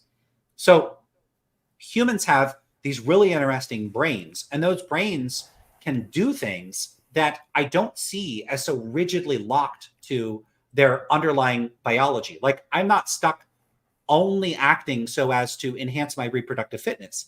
Many people opt not to have children. They employ various methods of contraception. They do things that are fundamentally at odds with what one might think would be in their reproductive interest. Now, it's possible to argue that all of those actions are ultimately built on a foundation of underlying psychological systems that did in fact emerge because they were adaptive from a natural selection point of view. And I think that there's a sense in which that's probably true. So there may be a sense in which if I squint, I'd be like, okay, sure. Humans are always optimizing from a natural selection perspective to be adaptive. But human behavior is so subject to modification and change. I think it starts to strain what that exactly entails, because you really do have individuals that act so far out of alignment with what could plausibly be understood to be in their reproductive interests. I don't know. Maybe I think it might make sense to think of humans as possibly being somewhat anomalous with respect to conventional biological imperatives. I'm not saying I'm absolutely convinced of that, but I think humans are a tough case. Yeah, I agree with that. Humans are complicated. I'm trying to figure out if I want to address those examples or go a different route. So okay, with the biological reproduction, the way I usually think about it is, well, first of all, like contraception is a relatively novel invention, so we're probably not adapted for so much self-selection, right? So that might change as evolution adapts to our own self-selection capabilities. But I think for human evolution, I feel like the survival of the genes, right? Largely we're very social and, like you said, cultural. I feel like oftentimes we're more focused on the survival of the goal of the group than we are the survival of the individual. That's why we're obsessed with stories of heroes. Heroes, they're throwing away themselves for the group, right? It doesn't make sense at the level of individual selection, but it makes sense at this group selection level. And so if we're a very groupish species, then to me it makes sense to not super care about oh, I got to mate with as many people as possible. It's actually it's more important to ensure the stability of this group, which is investing in culture, getting better moral practices, right? Which is, to me, that's equivalent, or it reduces to getting a better game theoretic strategy for this group, right? Okay, back to this drive thing. I'm interested in your thoughts on this. So there's this phenomenon of psychological regret, right?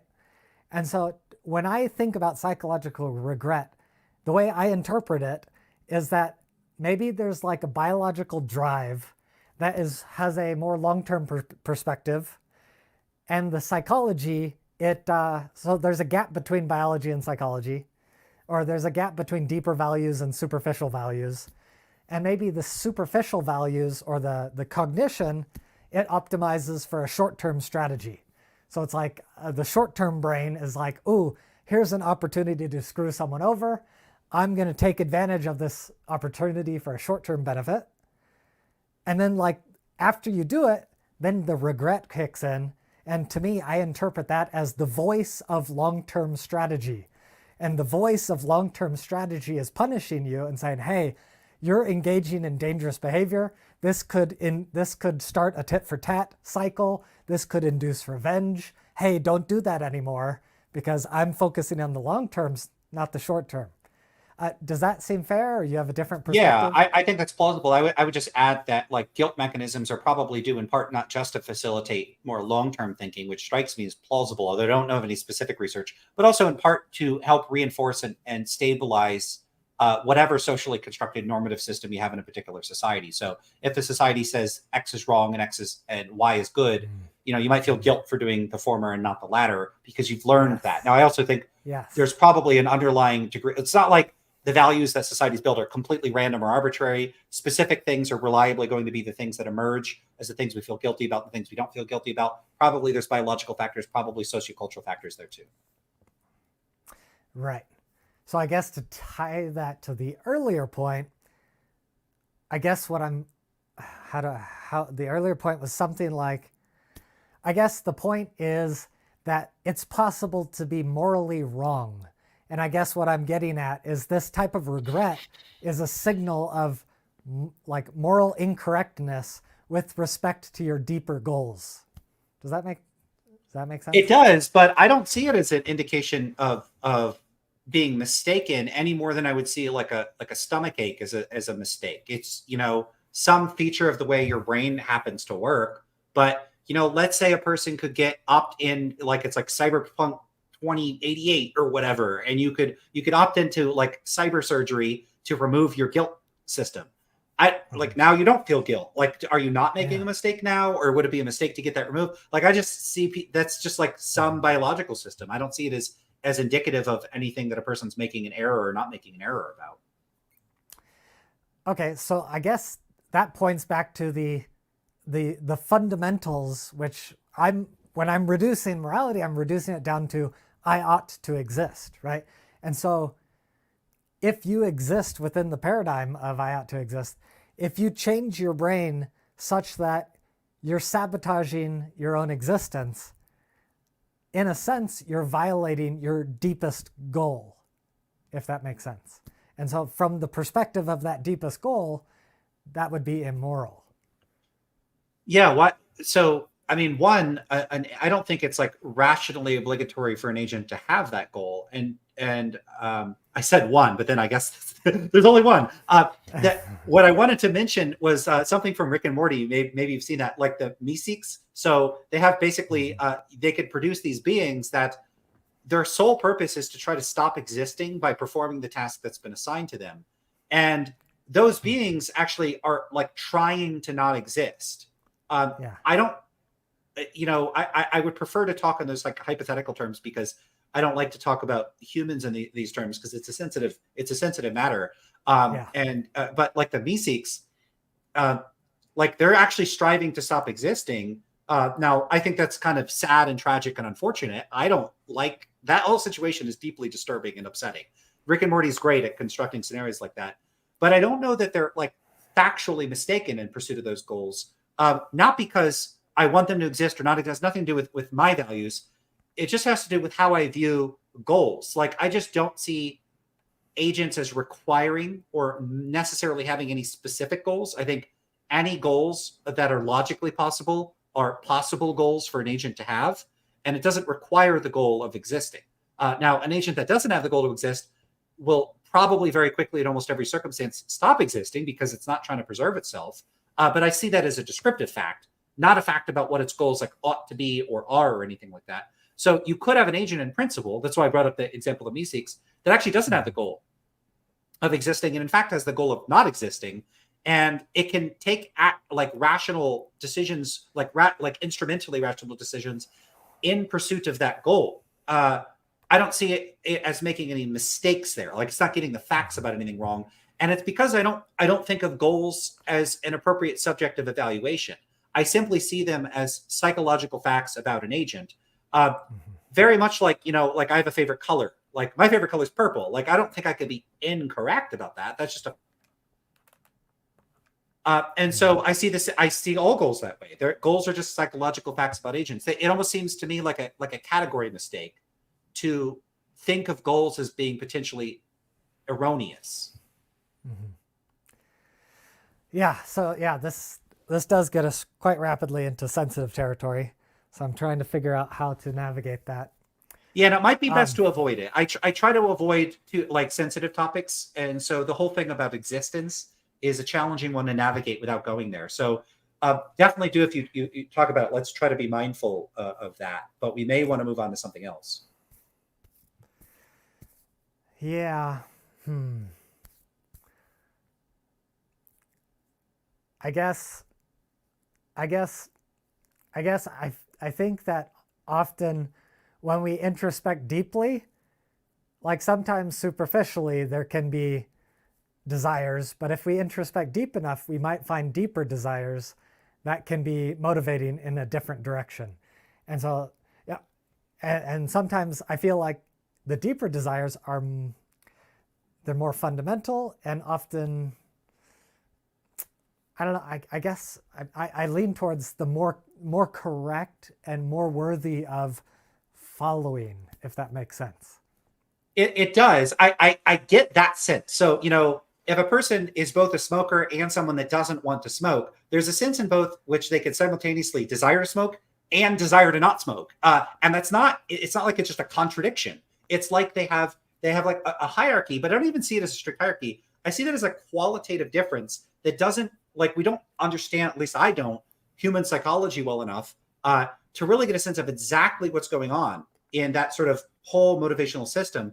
But people do have competing drives, and uh, there's stuff you could ask that person. Like ideally, like you could push a button and you would lose any desire to smoke. Would you push that button? I think a lot of people would say, yeah, absolutely. Of course, I would prefer not to smoke. And so there is a sense in which one of those goals, the goal to not smoke, in most cases at least, will typically be more fundamental. And I can kind of get the sense of like saying that that's more correct. In a certain kind of sense, but I don't think it's like stance independently correct. What I would and that's why I would probably avoid the language of correctness. What I would say is it's more sort of it's more central to that person's sort of a fundamental or overarching framework for what kind of life they want to live. And I think that would be adequate in characterizing it, without having to suppose that the goal is in some sense correct. Okay. Yeah, I think I think that's fair. But I guess it leads me to think about the Laplacian element of morality. I think I mentioned Laplace's demon in my other debate. And so basically, Laplace's demon is basically this hypothetical, like omniscient entity that is able to understand all the particles in the universe. It knows all the forces. It can predict all the trajectories. And so, like, for me, when I'm thinking about this stance-independent morality, I guess the ultimate appeal is to this. You could basically put a mindless AI. You could substitute Laplace's demon for a mindless AI, right? So this is just a calculation algorithm, right? It's got all the data and is producing these calculations stance independently, mind independently, omnisciently. It's able to calculate all these agents. It's able to calculate that these agents have goals. It's able to calculate that these goals give them trajectories. And it's able to calculate that some of the agents' trajectories are less optimal than others, right? And so when I think about this Laplacian AI, to me, that provides kind of a sense of reductive naturalistic objectivity to this moral space. How do you feel about that? Yeah, that seems totally fine to me, but I see those the facts that it's identifying as descriptive facts. And so if one wants to call a certain subset of descriptive facts the moral facts, they can do that. I think I would just wonder why we should do that and why call that a type of realism rather than call it something else. To with this terminology like moral realism or moral objectivity exists within a particular timeline of social history in which any invocation of this terminology is going to invariably bear the vestiges of that history. It'd be very much like if I wanted to give some vindication of a concept of God that was fundamentally like non-agentic, it didn't make decisions, it wasn't it wasn't anything like the Christian God or typical conceptions of theism, I would have to ask, like, what would the motivation for that be? Why use terminology that would put your position under the umbrella of a bunch of other positions that you probably don't hold, rather than just giving it a new name or carving out a new terminological space for one's view, where we're having a dispute because I reject moral realism, but I'm not even sure I reject your position. It's just that, it becomes a semantic issue when one opts in to labels that are inclusive of a positions one doesn't hold. Yeah. Does that make sense? Yeah, that's the messiness of language. It's like objectivity is this horrible word that's like this umbrella term for like universal, absolute, categorical, non-relative, eternal, like unchanging, divine, authoritative. It's like, I don't mean most of that. I just mean measurable, which I feel is like the most appropriate usage of the, but yeah, you're right. It's this bastardized umbrella term. So maybe semantically or linguistically, what would you recommend me call my position if my position has too much baggage, social baggage? I don't know. I didn't choose the terminology here. I mean, I have blog posts talking about this. I talk about it on my channel. I don't like the realism, anti-realism dichotomy. And, I've even run into people with PhDs in philosophy that have said to me straight out, hey, you're an anti-realist. You don't think morality is real. The recent book by Spencer Case and Matt Lutz, it's a good book that has a nice, spirited, charitable exchange between a moral realist and a moral anti-realist. The title is Morality Real? Well, if you ask me, is morality real? And I'm an anti-realist, it might sound a little weird, but my answer is yes, of course morality is real. Of course it's real. I don't think that there are irreducibly normative stance-independent moral facts. That's what I don't think. I don't think some very technical specific thing is the case. But I don't think morality isn't real. Just to give a comparison, I always give these gastronomic realism comparisons. So gastronomic realism is a very silly, satirical idea. The place I saw it originate was with Don Loeb. He has this paper called Gastronomic Realism, A Cautionary Tale. It's a really fun paper, lots of fun examples. So gastronomic realism would be this idea that there are objective or stance-independent facts about what food is good or bad and what food you should or shouldn't eat, independent of how that food tastes to you. And it's not about it's not about its like ethical, like, whether it's meat or not. It's not about it. It's not better or worse in terms of its ethical properties or its nutrition properties or its taste properties, like subjective taste properties. Some food is like intrinsically better than other foods. So caviar is intrinsically better than a Twinkie. And so if you're given the choice, you ought to eat the caviar rather than Twinkie, all else being equal. So it's obvious, it's a ridiculous idea. It doesn't matter how it tastes to you. Why? That's silly. So I often make comparisons to gastronomic realism, right? In an effort to sort of highlight what it is about the realist accounts that I object to. And it would be a little weird because I reject gastronomic realism, I'm supposing most people do. Does that mean I don't think taste exists? Does that mean I think the culinary arts don't exist? Same thing. I'm totally fine with beauty is in the eye of the beholder, to use that really stupid cliche phrase. I'm an aesthetic anti-realist. Does that mean I think art doesn't exist? Of course not. So in all these other normative and evaluative domains, we have no problem. It looks to me like we don't have any problem not being realists about the domain, and yet speaking about them meaningfully and treating them as though they exist. And I feel like we could do the same about morality. The unfortunate thing is that the positions I take in all of these domains are called anti-realism, as if I'm denying they're real. And again, I didn't pick the terminology. I got stuck with it because that's philosophers that set this up. I hate this terminology. I think the terminology is super duper misleading. I don't see realist as having any special claim on what's real. I don't see anti-realist as having to deny what is real. Dan Dennett draws on.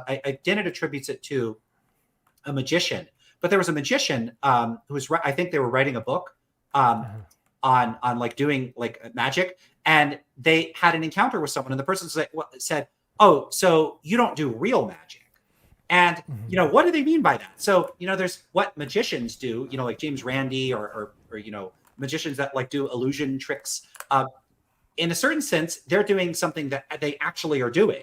Like they're actually doing it. In a sense, it's real magic. But in another sense, it's not like Harry Potter magic. So it's not like Right. actual conscious. It's not, expectro patronum or whatever. It's not like real magic in the sense of like being what we think of when we think of real magic. So Right. there's a kind of weird inverted way in which real magic is actually fake magic and fake magic is real magic. What on earth? And that's very much how I see the realist anti-realist dichotomy. I think morality is very much real. I wouldn't study it. I also think it's super duper important. Like it's literally, I agree with one of the first things you said. It's the most important thing because it's the sort of font from which we make all decisions, do everything. Like it's what is more important than what it is that we want out of the world.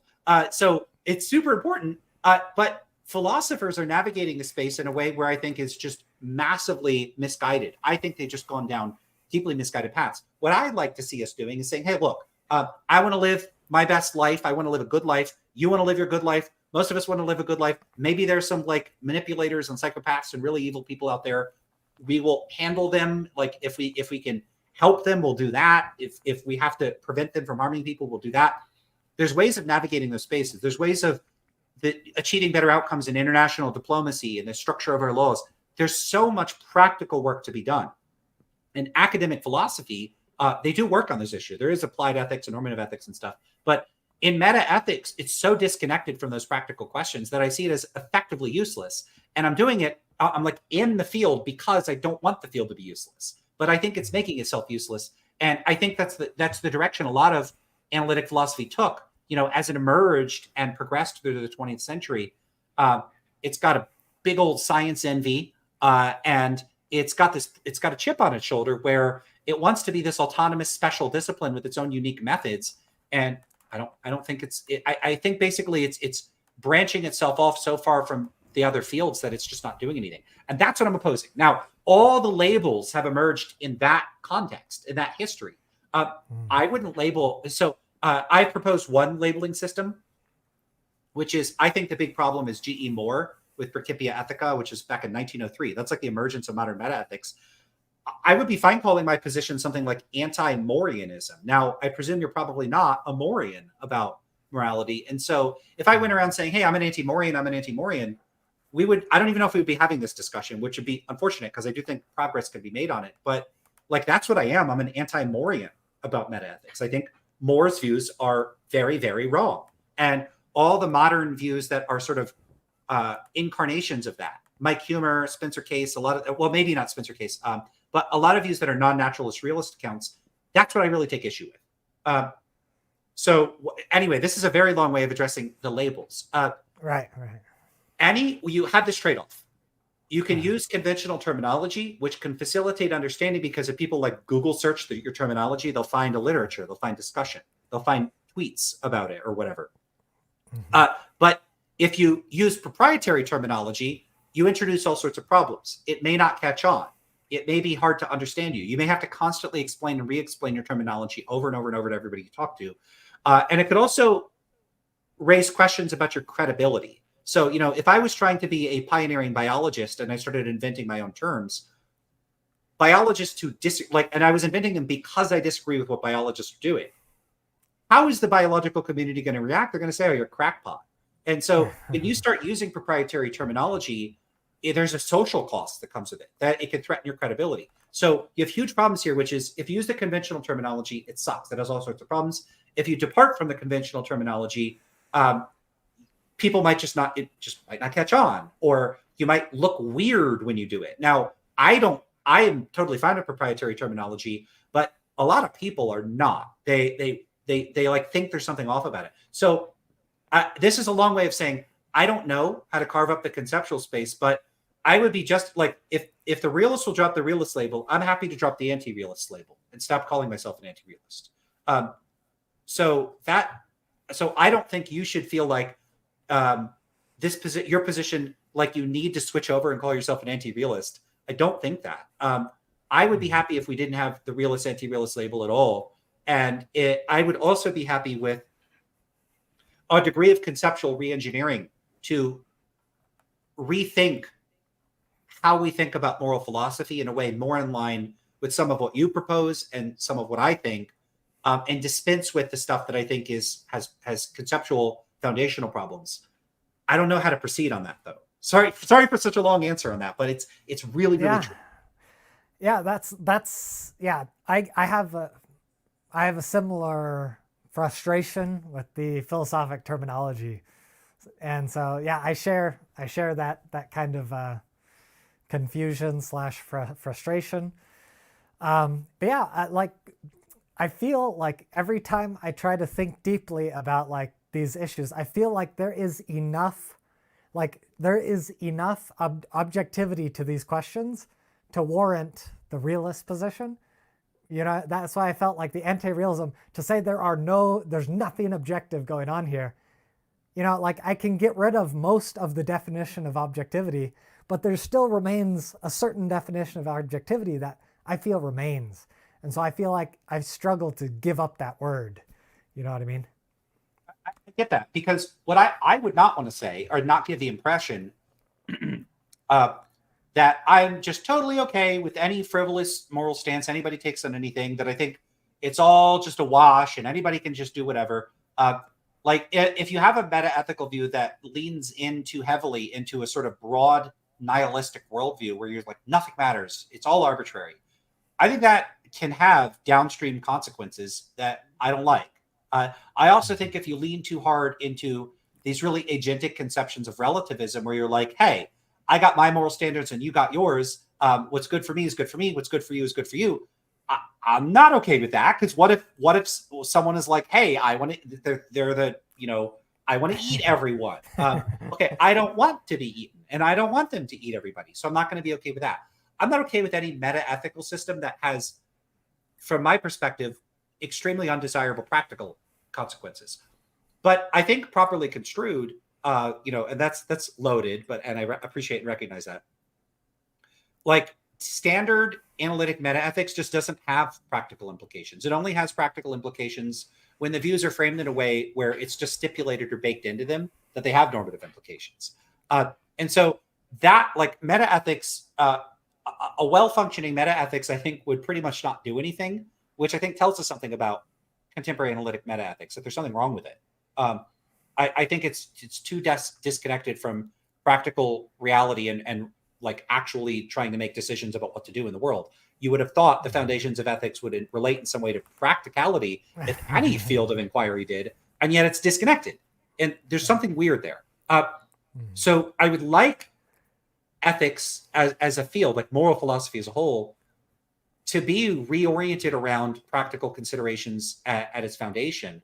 In fact, I'd like all of philosophy to be that way. That's why I'm a pragmatist. But it's not. And, pragmatists are not common. And they are on the receiving end of ridicule, just like anti-realists are, often for similar reasons. Often it's closer to the way people dunk on utilitarianism, though. Right. So, sure. But, having said all that, there are these like important factual considerations that are very much not arbitrary. There are important considerations in, like, if we encountered an extraterrestrial civilization, how would we handle that? If we encounter, and that's kind of a weird one, but I like alien analogies. But the reason I mention that is just because aliens could have radically different goals and values than us. More mundane, bringing it back down to what goes on Earth. There are better and worse solutions to the conflicts people have when they run into one another.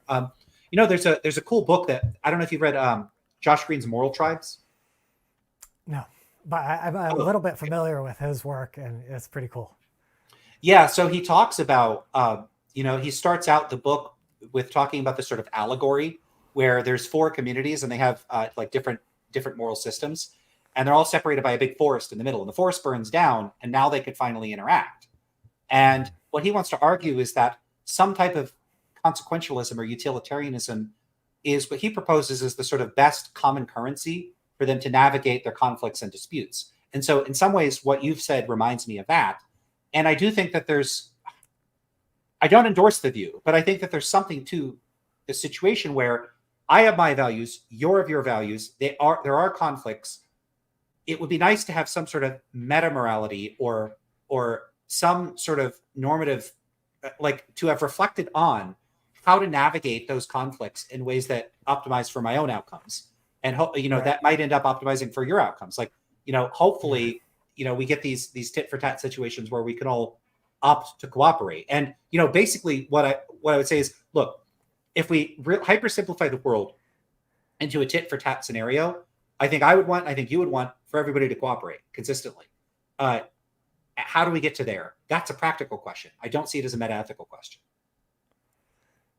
Really? Okay. Okay. Yeah. So I really like your gastronomic example and your beauty example. And I think going into that a little bit might highlight more of some disagreement, and hopefully you can address how you feel about this.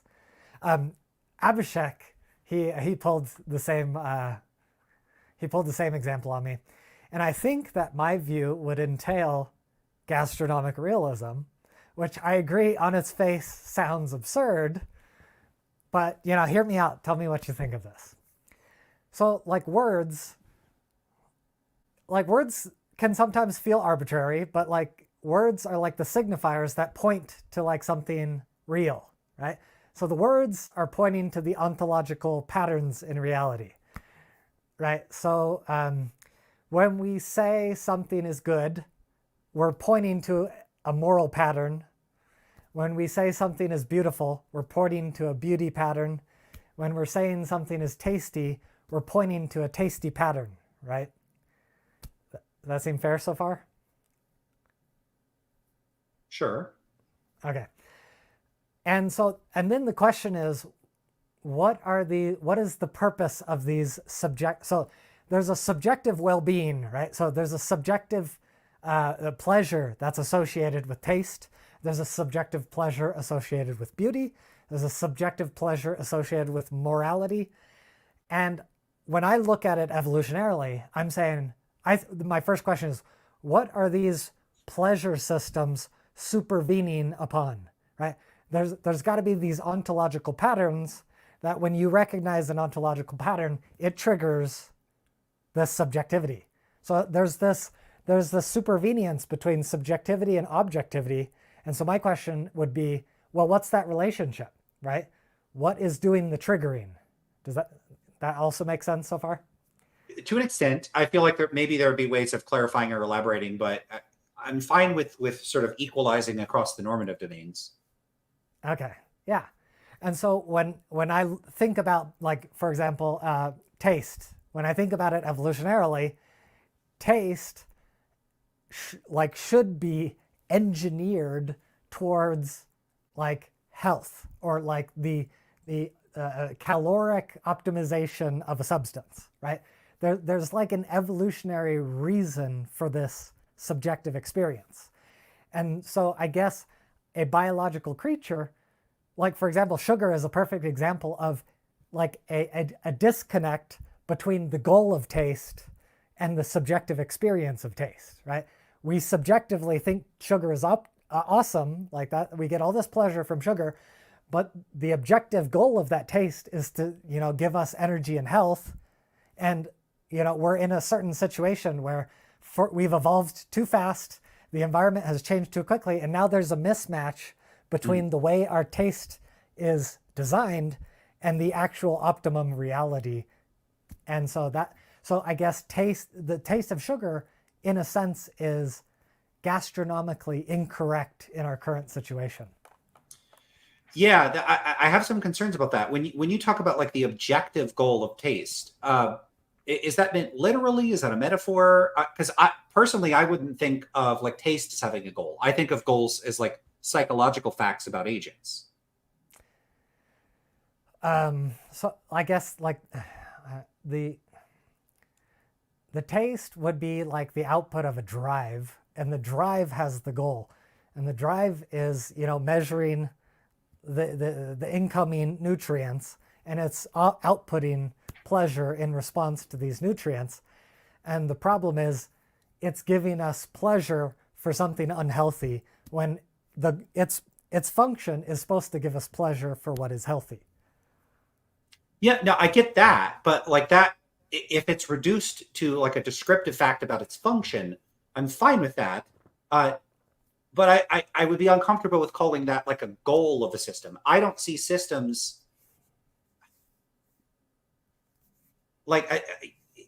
I have goals, but I don't see the systems that comprise me as having goals. I mean, maybe I would be okay with saying that, but I wouldn't care deliberatively about whether I have a system that's optimized for, like I have a system in my brain that's optimized for nutrient acquisition in the Pleistocene or something like that. I'm not in the Pleistocene. I have food abundance. And now if I eat, it can cause me long-term health problems. But I decide on the basis of how much I want to trade long-term health problems versus the pleasure of eating food. I'm not trying to optimize for like achieving the function to which the system was adapted. If I discovered that, for instance, humans were adapted to like harm one another or do bad things, I would say so bad, so much the worse for human evolution. I don't care, and I would rebel against the functions of those systems. I'm not trying deliberatively to comport with like what the sort of underlying drives behind the various psychological systems I have. I don't know if you're proposing that we should do that or that it would be wrong not to do that. But if you are, that I do think I would raise a substantive objection to that. Like, I'm just not concerned with how the various psychological systems, like what they evolved for. I'm not trying to appease them. Yeah. So I agree that it's not like I'm not advocating like some sort of authoritative tyranny of the gastronomic drive. That's not what I'm saying. I'm just saying that system is not arbitrary. The telos of that system is not arbitrary. It's based on existence-based principles. Health is how we exist, and it's misconfigured for its own teleonomy. Well, so I'm also not happy with the teleological language. Like I'm fine with some of that language being like metaphorical. Like I could, I'm fine with saying like wings are for flying, but I don't think natural selection is like goal driven or purpose driven. And so to the extent that organisms are sort of suites of adaptations, I don't see them as purposeful. I see them as in a certain sense accidental. I don't think there's an end goal of evolution. I don't think that there's an eye within evolution looking for, it's projecting into the future and it says, oh, if we can make wings, that'd be great. So like, I guess there's a gap, or there's a definitional gap between teleology and teleonomy. And Okay. teleology is more of, there's kind of what you're objecting to, whereas teleonomy is the more emergent goal. So like top-down goal is we're looking for this and we're aiming for that. When I say teleonomy, I'm excluding that, and I'm saying the emergent processes are producing directionality towards health, right? The emergent processes produce directionality towards existence, and existence processes produce directionality towards health. That's what I'm saying.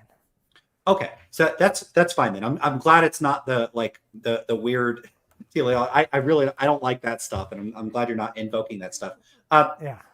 I guess part of what I'm concerned with is like when I go about deliberating. Basically, what I try to do when it comes to decision making is I try to act in accordance with my goals and values. And if you point out all these facts about how hey, I'm a biological organism, I'm a product of natural selection, and the various psychological systems I have are adapted, like you could say, I would put it in like scare quotes, like for this or that purpose.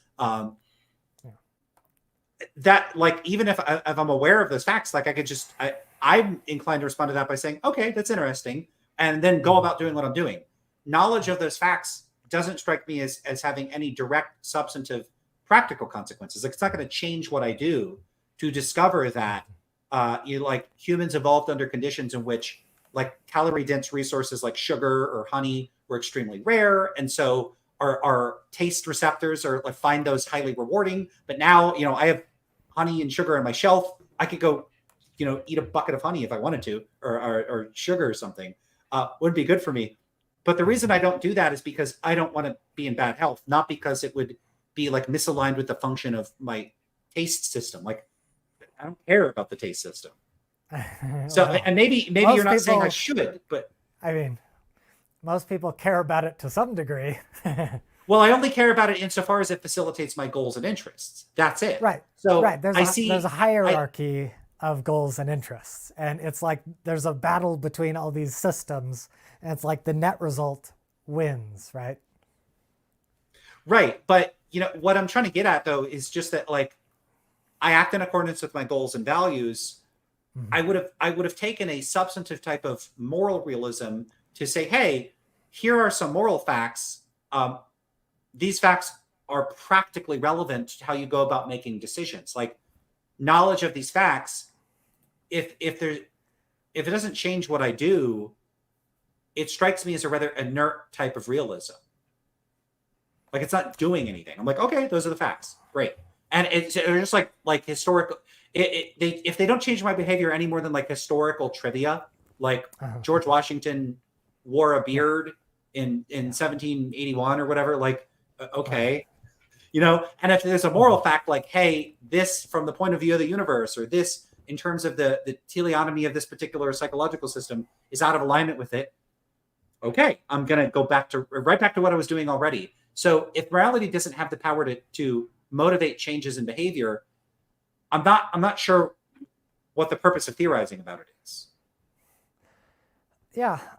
So I think that when it comes to looking for that motivational aspect, I think largely the motivational aspect comes from discovering your own goals that are of a deeper, richer nature.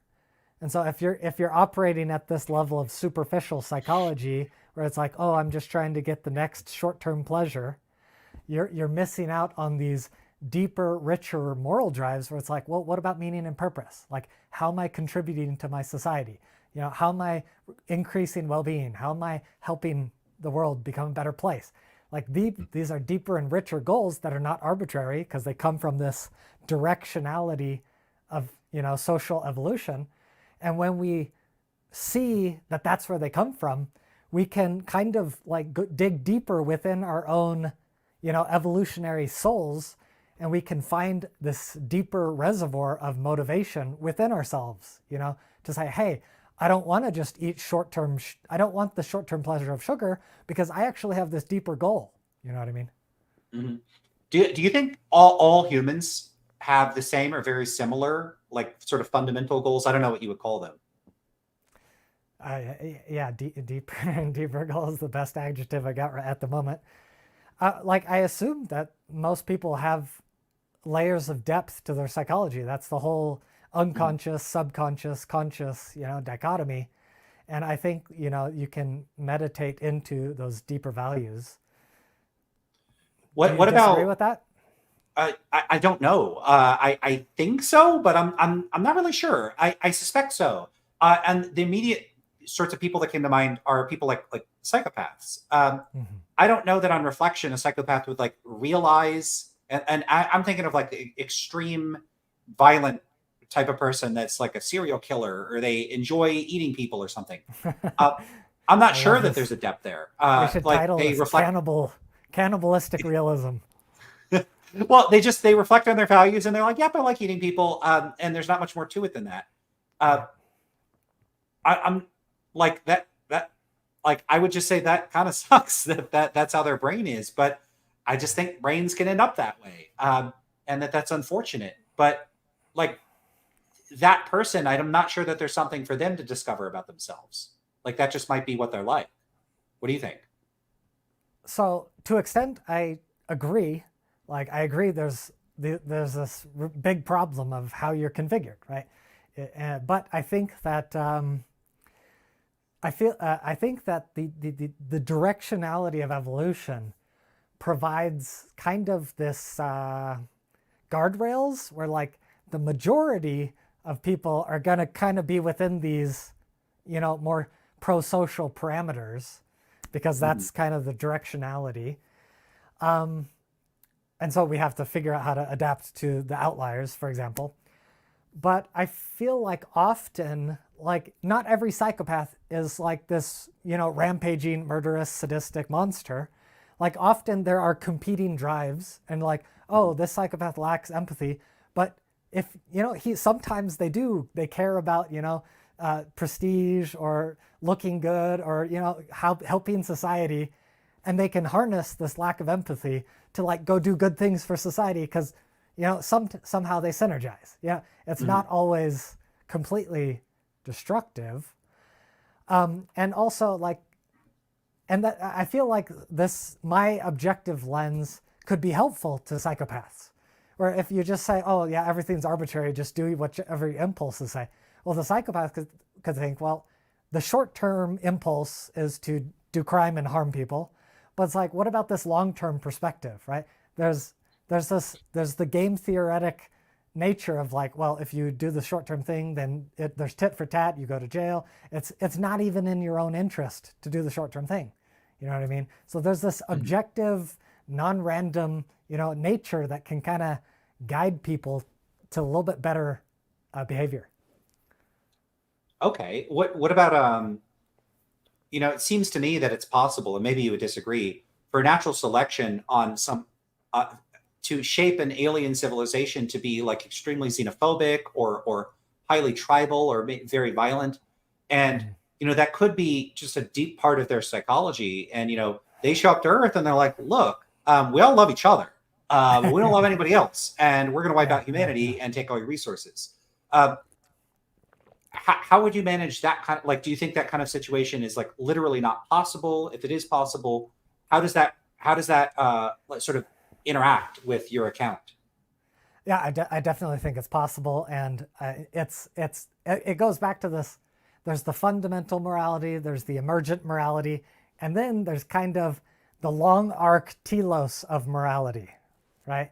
And so this is kind of okay. First of all, like, from a fundamental level, xenociding people is creating all this negative well-being across all the xenocided species. So from like this objective angle of analysis, it's not a purely good behavior, right? But from their biased perspective, yeah, they could evolve an emergent game theoretic perspective where we think this is good, right? Totally possible.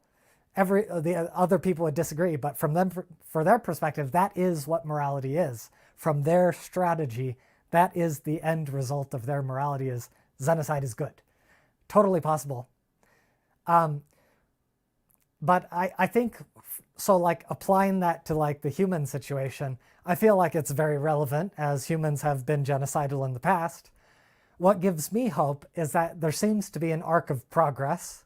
It seems like these unequal strategies are not sustainable in the long term, which is why there seems to be a telos, or there's a directionality to less and less inequality, because inequality creates friction.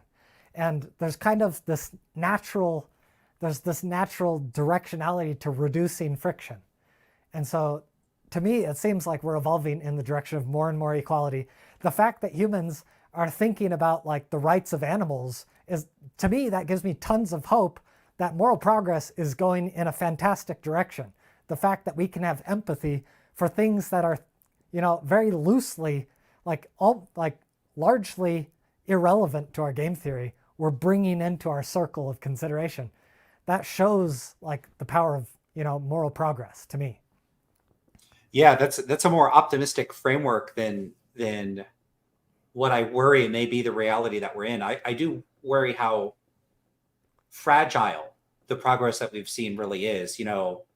What you'll commonly have, I'm sure I think people in the comments that may have said similar things. If you get like a Mad Max scenario, like if there's suddenly a scarcity of resources, I think we might see a sort of rapid regression in human prosociality and concerns with, under conditions of resource scarcity. I think people are very quickly going to not care very much about animal welfare because they need to eat.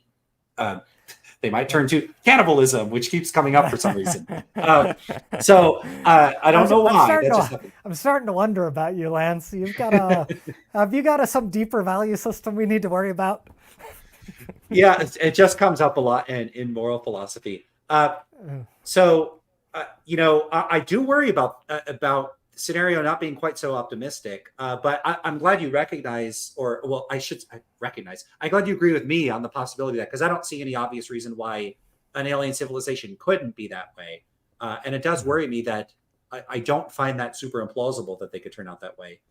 Uh, maybe, and hopefully there's something about pro-social species that they're more likely to become advanced intergalactic civilizations, and that very aggressive, hostile ones aren't. But I don't know any reason to think that that would be true. So maybe we're in for a rough billion years if humanity can survive the next few hundred or thousand years. I'm assuming you're familiar with the dark forest hypothesis.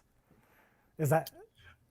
No? That sounds familiar. I probably have heard it, and I don't. Can you remind me what it is? You're basically describing it. So, like, Fermi's paradox is the question of, there's tons of planets everywhere. How come there's no signs of alien life, right? We've been scanning the stars for radio signals, and the hypothesis is if the universe is teeming with alien life, we should be seeing some like irregular radioactive activity signifying intelligent life somewhere. We scan the entire sky looking for it, can't find it. So the Fermi paradox is, why are there no aliens or no evidence of aliens? And one of the solutions to the paradox is all the aliens, they've learned to be silent. It's the planets that release these radio signals, it's basically saying, hey, we're here, come eat me, to all the predatory aliens. And so here we are, these naive humans, we're like, hey, we're here, are you friendly? Come visit us. And now the predators are on their way because we're too stupid to stay silent, right? Yeah, makes sense. Yeah, so any beacon in the darkness is going to get snuffed out very quickly, and so everyone else is keeping their head down. That makes sense. Yeah, I don't know where I heard that, but yeah, the Fermi paradox is really, really interesting. But I do think when you start thinking, because often people will be pretty dismissive of thinking, what would aliens be like, as useless speculation. But I do think it's relevant to and ties in to game theoretic considerations in important sorts of ways, because it's important to entertain the actual real possibility of civilizations that have very different orientations in terms of their goals and perspectives than we are. I don't see that as idle speculation. I see that as important to consider now. I do know there's people that work on this. Robin Hanson has written about this recently, but I don't recall digging into it enough to actually recall what was said. But yeah, lots of people have addressed this. I don't know how to resolve the Fermi paradox. Not something I've thought about enough. Sure. That's a weird place to end up in this conversation. Little past 2 hours. How are you doing? Should we see if the audience has questions, or do you want to take the conversation somewhere else, or what do you want to do? Yeah, I feel like we've hit a lot of. I feel like we've hit the most important stuff, and we've kind of agreed on and vocalized disagreement. I think it's a good time for questions. Cool. Okay. I should have done this before, is just ask people to start queuing up the questions, especially because we've dropped about half the viewers. Would have been nice to have people anticipate getting an answer to some questions. But everybody out there. Sorry, go ahead.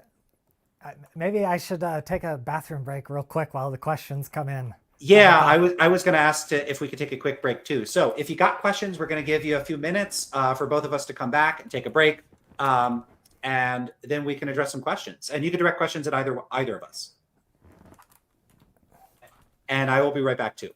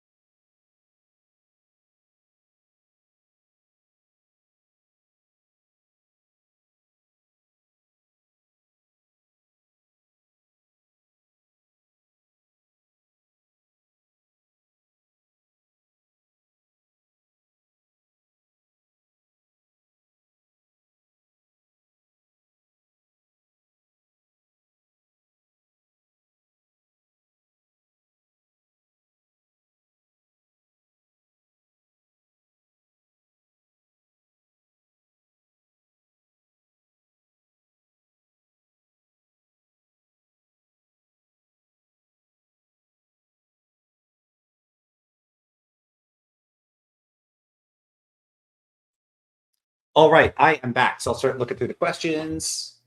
And we got no questions, it doesn't look like. Oh no. All right, so that's kind of a bummer. Do you, I guess if we could wait for questions if anybody has them, but do you have questions? So I asked you a ton of questions. I feel like there was an asymmetry there. Oh yeah.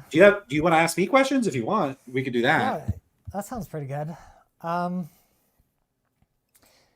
so I think you just asked me about the motivating aspect of morality. Do you Mhm. feel like there's a motivating aspect of anti-realism, or how do you feel like you approach that aspect of this landscape?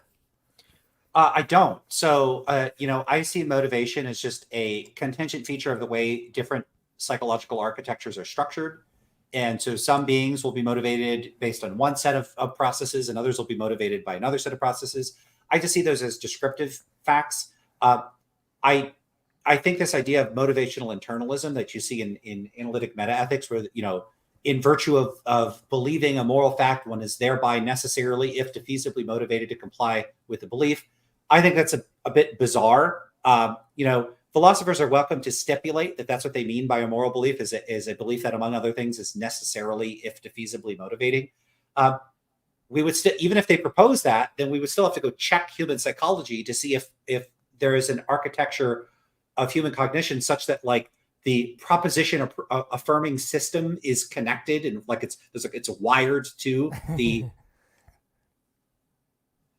motivation to act system. Like, that's just one brain could be that way. And, like, okay, so let's say we find those systems in the brain, and then you, like, surgically cut them. Okay, so now what happens? Would we just say, well, because a belief is by definition necessarily motivating, this person no longer has moral beliefs? So the person's like, no, I think it's wrong, and I'm not going to do it. But I'm no longer necessarily motivated. I'm only contingently motivated. Uh, what? So, like, necessary motivation strikes me as weird. Like, if philosophers, depending on what modality they're using, if they mean like it's literally like logically necessary, that makes no sense to me. That's like saying, if this food is chocolatey, it's necessarily tasty, as if it's like an intrinsic feature of chocolatiness that it's necessarily tasty. What? I don't think that's how logical properties work. Like, you're entangling, like, nomological considerations that are just strike me as, like, obviously contingent. And so when philosophers talk about that, it just strikes me as super duper weird. Uh, yeah, I don't think there's any distinct connection between belief and motivation. I see those as rather crude, like, I almost want to say, like, pseudo or quasi psychological terms. I think if we did the appropriate cognitive psychological research, we might end up cashing out the way that human cognition works in much more precise ways. And so it might not even be that we would say humans have motivation. So we might say we might preserve the language, but we might say that they have certain types of motivations. Like, think about memory, right? So memory, it's not like we just have memory and it's like, do you remember that or not remember that? There's different types of memory. They have different cognitive architectures. They have different functions. They plausibly evolve for different purposes. They interact with one another in specific ways. Those interactions can be disconnected from one another. So the way that human memory works is, like, really kind of like idiosyncratic and really specific to the way our brains are designed. The way human memory works isn't the same way that, like, my computer's memory works. And so memory is not like, it's not like it's a thing. It refers to a cluster of things that exhibit potentially variable characteristics. I see motivation in very much the same way. Okay, so what I was targeting was kind of like when you think about the society that you want to live in, which, like, how I assume you envision, like, there's a trajectory for the world becoming a better place. How do you navigate that from a anti-realist perspective? Probably pretty much the same way you would. What I end up thinking about, it ends up for me being a bunch of empirical questions about, okay, I want the world to be a certain way.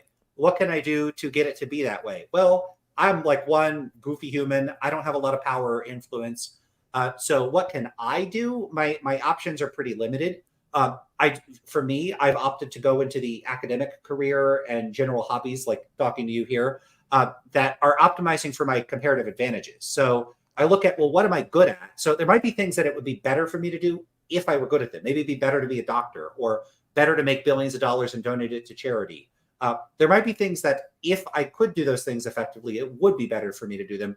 But I've done the evaluation and I think, probably not so good at those things. And so I'm operating within a space of what I see as my comparative advantage for how I can have a positive impact on the world. It's kind of an indirect way. I'm probably biased towards doing things I like doing.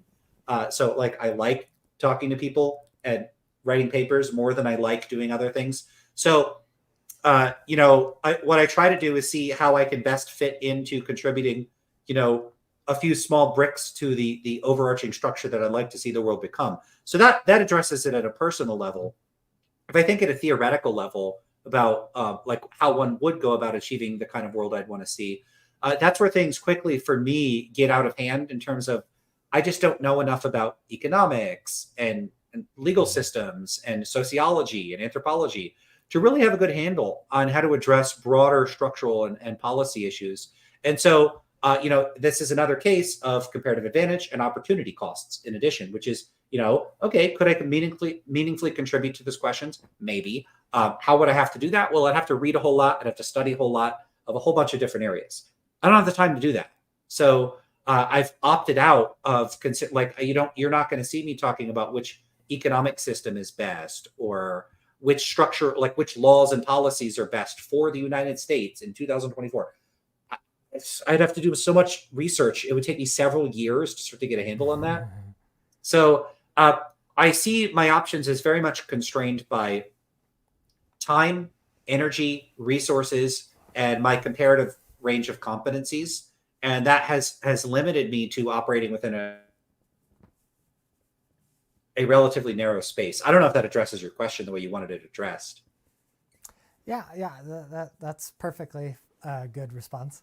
I guess maybe the follow-up question would be something like, so like my like linguistically, half of this was about semantics. Do you fear that the anti-realist approach lends itself to this arbitrary, random, nihilistic interpretation? Do you think that conflicts with like where you think like the motivational towards, I guess, how do you reconcile the cost benefits of this approach? Yeah, I do worry about that. I don't know if it ends up, if defending anti-realism will end up having better or worse consequences than opting out of the conversation entirely or trying to sort of retrofit some type of realist characterization of my own views. It could be that those are better. This is a case where there's just so much uncertainty. I don't know how to navigate those practical questions in a way where I could be confident. Obviously, because I'm promoting anti-realism, I'm confident enough that, or I'm just like ridiculously acting without I'm being reckless. Maybe I am. I see my project with respect to anti-realism as fitting into a broader project of a kind of opposition to mainstream analytic philosophy. I started with anti-realism, but my concerns have shifted towards the methods underlying analytic philosophy as a whole. I think that it functions too much on the basis of misconceptions about language, misconceptions about human psychology, a lot of presumptions. Philosophers will say things like most people are moral realists.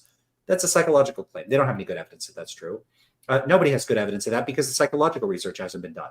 To me, saying most people are moral realists is about as silly as saying most people's favorite fruit is a banana. Did they do research on that? No, they didn't do research on that. I did research on that, and I didn't even reach that conclusion. So I don't know what they're basing these conclusions on. I do know, and it's bad methods. It's bad armchair psychology. They'll say, well, when people say this sentence, this is what they tend to mean. And then they'll give you some highly rarefied, decontextualized English sentence. And then they think about what the people at their Thanksgiving dinner would say. Like they're not, that's not how you do. If you're going to make a psychological claim, it's not how you do it. Imagine if I said, hey, I can tell you exactly forget Big Five personality, forget the Myers-Briggs, forget all the personality theories out there. I'll tell you, I was once talking to the students in my class and they said this thing and this thing, and I'm going off my memory. And I'm like, this is the correct account of human personality. Yeah. you would get laughed out of every personality psychology conference in the world for good reason, because it's extremely challenging. Like really, really, really, really, really, really hard. So hard people don't appreciate nearly how hard it is to figure out what the fundamental characteristics of human personality are when we have like tens of thousands of data points. Like it's very difficult, that are systematically gathered through validated surveys that have been developed over decades. And philosophers think they can figure out what most people everywhere in the world think by thinking about like their students. It's Right. outrageous. It's outrageous. And so, Especially from their weird nation biases, right? which I talk about constantly. Yeah. Yeah. So yeah, it's all these people from very specific cultures. And I mentioned it too many times, but it's usually people that are trained in and are from cultures that are very much unlike most of the rest of the world's cultures. So they're extrapolating from. It'd be like if I went to like a monster truck show, and I talked to 6 people there, and I said everyone is like the 6 people I talked to at the monster truck show. They all love beer. Like I don't know what people like. I'm not trying to insult people at monster truck shows. I'm saying, Stereotyping. There's specific traits they might exhibit. Or if I go, I go to a metal concert. Most of the people there like metal. Everybody likes metal. It's their favorite kind of music. That's a ridiculous extrapolation. So if you go to a monster truck show, people are going to have certain preferences and interests, and there's going to be sociocultural factors that cause those people, as opposed to other people, to go to a monster truck show. And you can meet those people, and they exhibit all these demographic characteristics, and whatever's true of them, it's not plausible that it's going to be true of people everywhere. That would be ridiculous. So why philosophers think they're in a position to make these sorts of judgments is beyond me. The justifications and reasons they give strike me as inane. Like they're just terrible justifications. And so I see my opposition to moral realism as part of an opposition to the field that is sort of taken over the task of addressing the most fundamental questions in the world, is taken over by people that are using really, really, really bad methods. And that bothers me. It'd be very much like, imagine if 80 or 90% of the people in medicine were doing like alchemy or astrology, and they were like, you're a Gemini, and so you need like, the Eye of Newt, and it has to be, I need to cast an incantation over it. Like, I think I might go into medicine to say, that's stupid. Can you do actual medicine, please? And so you become, I see myself doing that. You become anti-medical until the definition of medical changes, basically. Right. And so if medicine were astrology, I would be anti-medicine. It's not, fortunately. But I think philosophy, very much analytic philosophy, has massive problems. And that's not even getting into the problems of continental philosophy. But I see this sort of fight as one that's more about, hey, how can we reform philosophy as a whole? And I do think that's a worthwhile enterprise, because I think if we could reorient philosophy on better methodological foundations, it could make serious progress. It could become more practical. It could become more relevant. And it doesn't have to be so insular and self-absorbed and just circling a drain of useless nitpicking about how words are used. There's just too much of that. I absolutely love how you bring the rigor of your psychological practice to philosophy. I totally agree. We need more of that. So that's awesome. We did get a question in the comments. All right. So the question is from Aaron. I have a question for both of you, if you're keen to answer it. Do you think that truth and value are correlated, not a moral question per se? You want to address that? Sure. Yeah. So basically, I reduce value to sentience.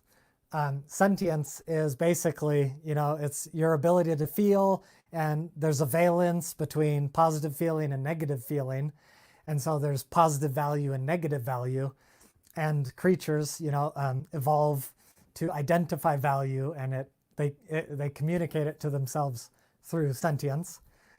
And I think that there's a relationship of supervenience, where the creature is trying to figure out the truth. And if it's a good truth, then they try to interpret that as positive value.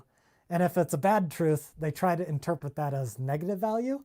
So it's kind of the subjective objective supervenience distinction. Gotcha. Okay. So my approach to this is quite a bit different, I think. And I don't know if this is addressing. I'm always worrying when people ask questions that I'm addressing a somewhat orthogonal question because of how I interpret them. But I'll do my best.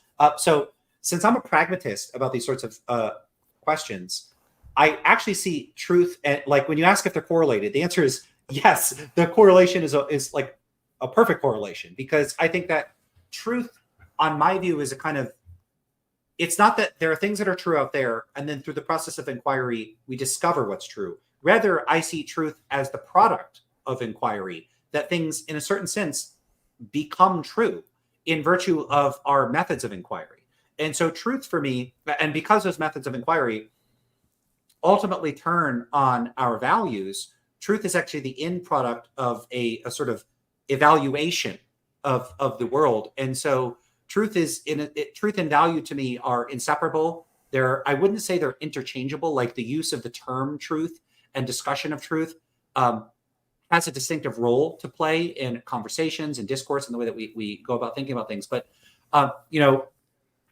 truth, I think things in a certain sense become true when they are appropriately integrated into a broader framework of the rest of our model or understanding of what the world is like. They are the result of a process of inquiry. When certain sorts of claims stand in, I guess you could say, a sort of healthy, structured relation to the rest of our claims, that they're absorbed into our sort of deck of beliefs in a way where they cash themselves out in terms of allowing us to reliably achieve our goals, of making predictions, of anticipating future experiences. They end up, in that sense, that is what constitutes their truth. Their truth is their value. So for me, the two are perfectly correlated because they collapse into one another. Yeah, I don't see any questions beside that. So sorry. Yeah, this reminds me of a frequent critique of, like, I guess what's the best way to phrase this? So often I see theists attack evolutionists, if we want to call them that, and they'll say something to the effect of evolution designs creatures for evolutionary value, and value is independent of truth. Therefore, it sabotages the evolutionists' justification for believing they have any knowledge of truth. What do you think about that in turn? Do you think that's related to the question? I don't think so. No, I do know people make those kinds of arguments. Those are the kinds of arguments that I think are best handled sort of dialectically. Like, I'd like to see how the person develops what they're saying and why they're saying it, and then and then respond to the specifics of what they're saying. But yeah, I don't know that that's related to this remark. That's why I don't know exactly what they're getting at here. Right. Yeah, my usual response is basically, truth is basically a mechanism. I think you said it the same way as well. Truth is part of the ingredients for us to get what we value. So in order for us to get, for example, in order for us to get food, we need knowledge of the truths of reality and the truths of the methodologies for obtaining that food. And so you can't just say the process of evolution is completely truth independent. You know what I mean? Yeah, so I've seen that kind of response. I also just worry that a lot of these sorts of these objections are based on an assumption that we're endorsing a truth correspondence, like a correspondence theory of truth. And since I don't endorse one of those sorts of concerns just don't, I suspect they don't arise for me. I don't know if there's a version of those sorts of evolutionary objections that arise for pragmatists. More generally, pragmatists just completely circumvent the standard sort of skeptical concerns that have been raised in the philosophical literature. And I think it's one of the big virtues of a pragmatist approach, which is that it's sort of it doesn't just have a response to skeptical concerns. It can just say, look, the skeptical concerns literally don't arise when you reconceptualize things from the ground up within a pragmatist framework. It has a way of, it's not like, here's a problem, oh, I have a solution. It's not putting a patch over a crack. It's we don't even get the crack in our approach to things. And I see that as a huge advantage for it. And, I've just started discovering sort of that I've been a sort of unknowing pragmatist all along. And I was informed by a pragmatist like, hey, you really seem to think in line with pragmatists. I started to look at what they said. And then I'm like, yeah, that's how I think about things. And I'm starting to increasingly see how powerful of a system it is. And I'm just not convinced by what few objections I've initially seen in reading about it. But I have a lot more reading on this to do. I mean, I was off in psychology and meta-ethics land for a decade. So it's only been about a year since I've been reading this stuff. Yeah, it sounds like a whole nother podcast topic, the nature of truth. Yeah, that's a big one. Oh, right. So since we didn't get a lot of questions out, maybe we should have asked in the beginning. Yeah. I don't know if there's any other directions. I feel like if we want to, I'd be happy to talk again, but maybe we should wrap things up. Yeah, I feel like we've done enough to wrap things up now. Cool. Okay. Awesome. All right. So I will put well, actually, I think it's already there. I think there is a link to your channel in the description. So people should definitely go check out your channel. Is there anything else you want to like closing remarks, anything else you want to say? Otherwise we'll just say goodbye to everybody and end the stream. No, this has been a great conversation. Really appreciate it. I love your take on philosophy, and I assume we'll have many more good conversations to come. So appreciate it. Yeah, appreciate it too. Thanks so much for being here. One other thing I want to thank you for is being able to have like a conversation that seems collaborative rather than argumentative. I do see the value of more combative debates, but I often don't find them as valuable as more collaborative discussions. And I do wish more philosophy was constructive in that sense, but which may be at odds with how I write, but whatever. Anyway, so I appreciate you having you here, and I hope we have more conversations. I had a lot of fun. And yeah, maybe we'll get more audience engagement next time if we interact with them a bit, like while things are rolling like the first hour. Yeah, sure. Cool. Okay, thanks everybody. Please like the video, subscribe. This also streamed over on Transcendent Philosophy, so go check it out over there. Give that video a like. Do leave comments. Be civil if you're commenting on either of our versions of the video. And I will see you all next time. Take care, everybody.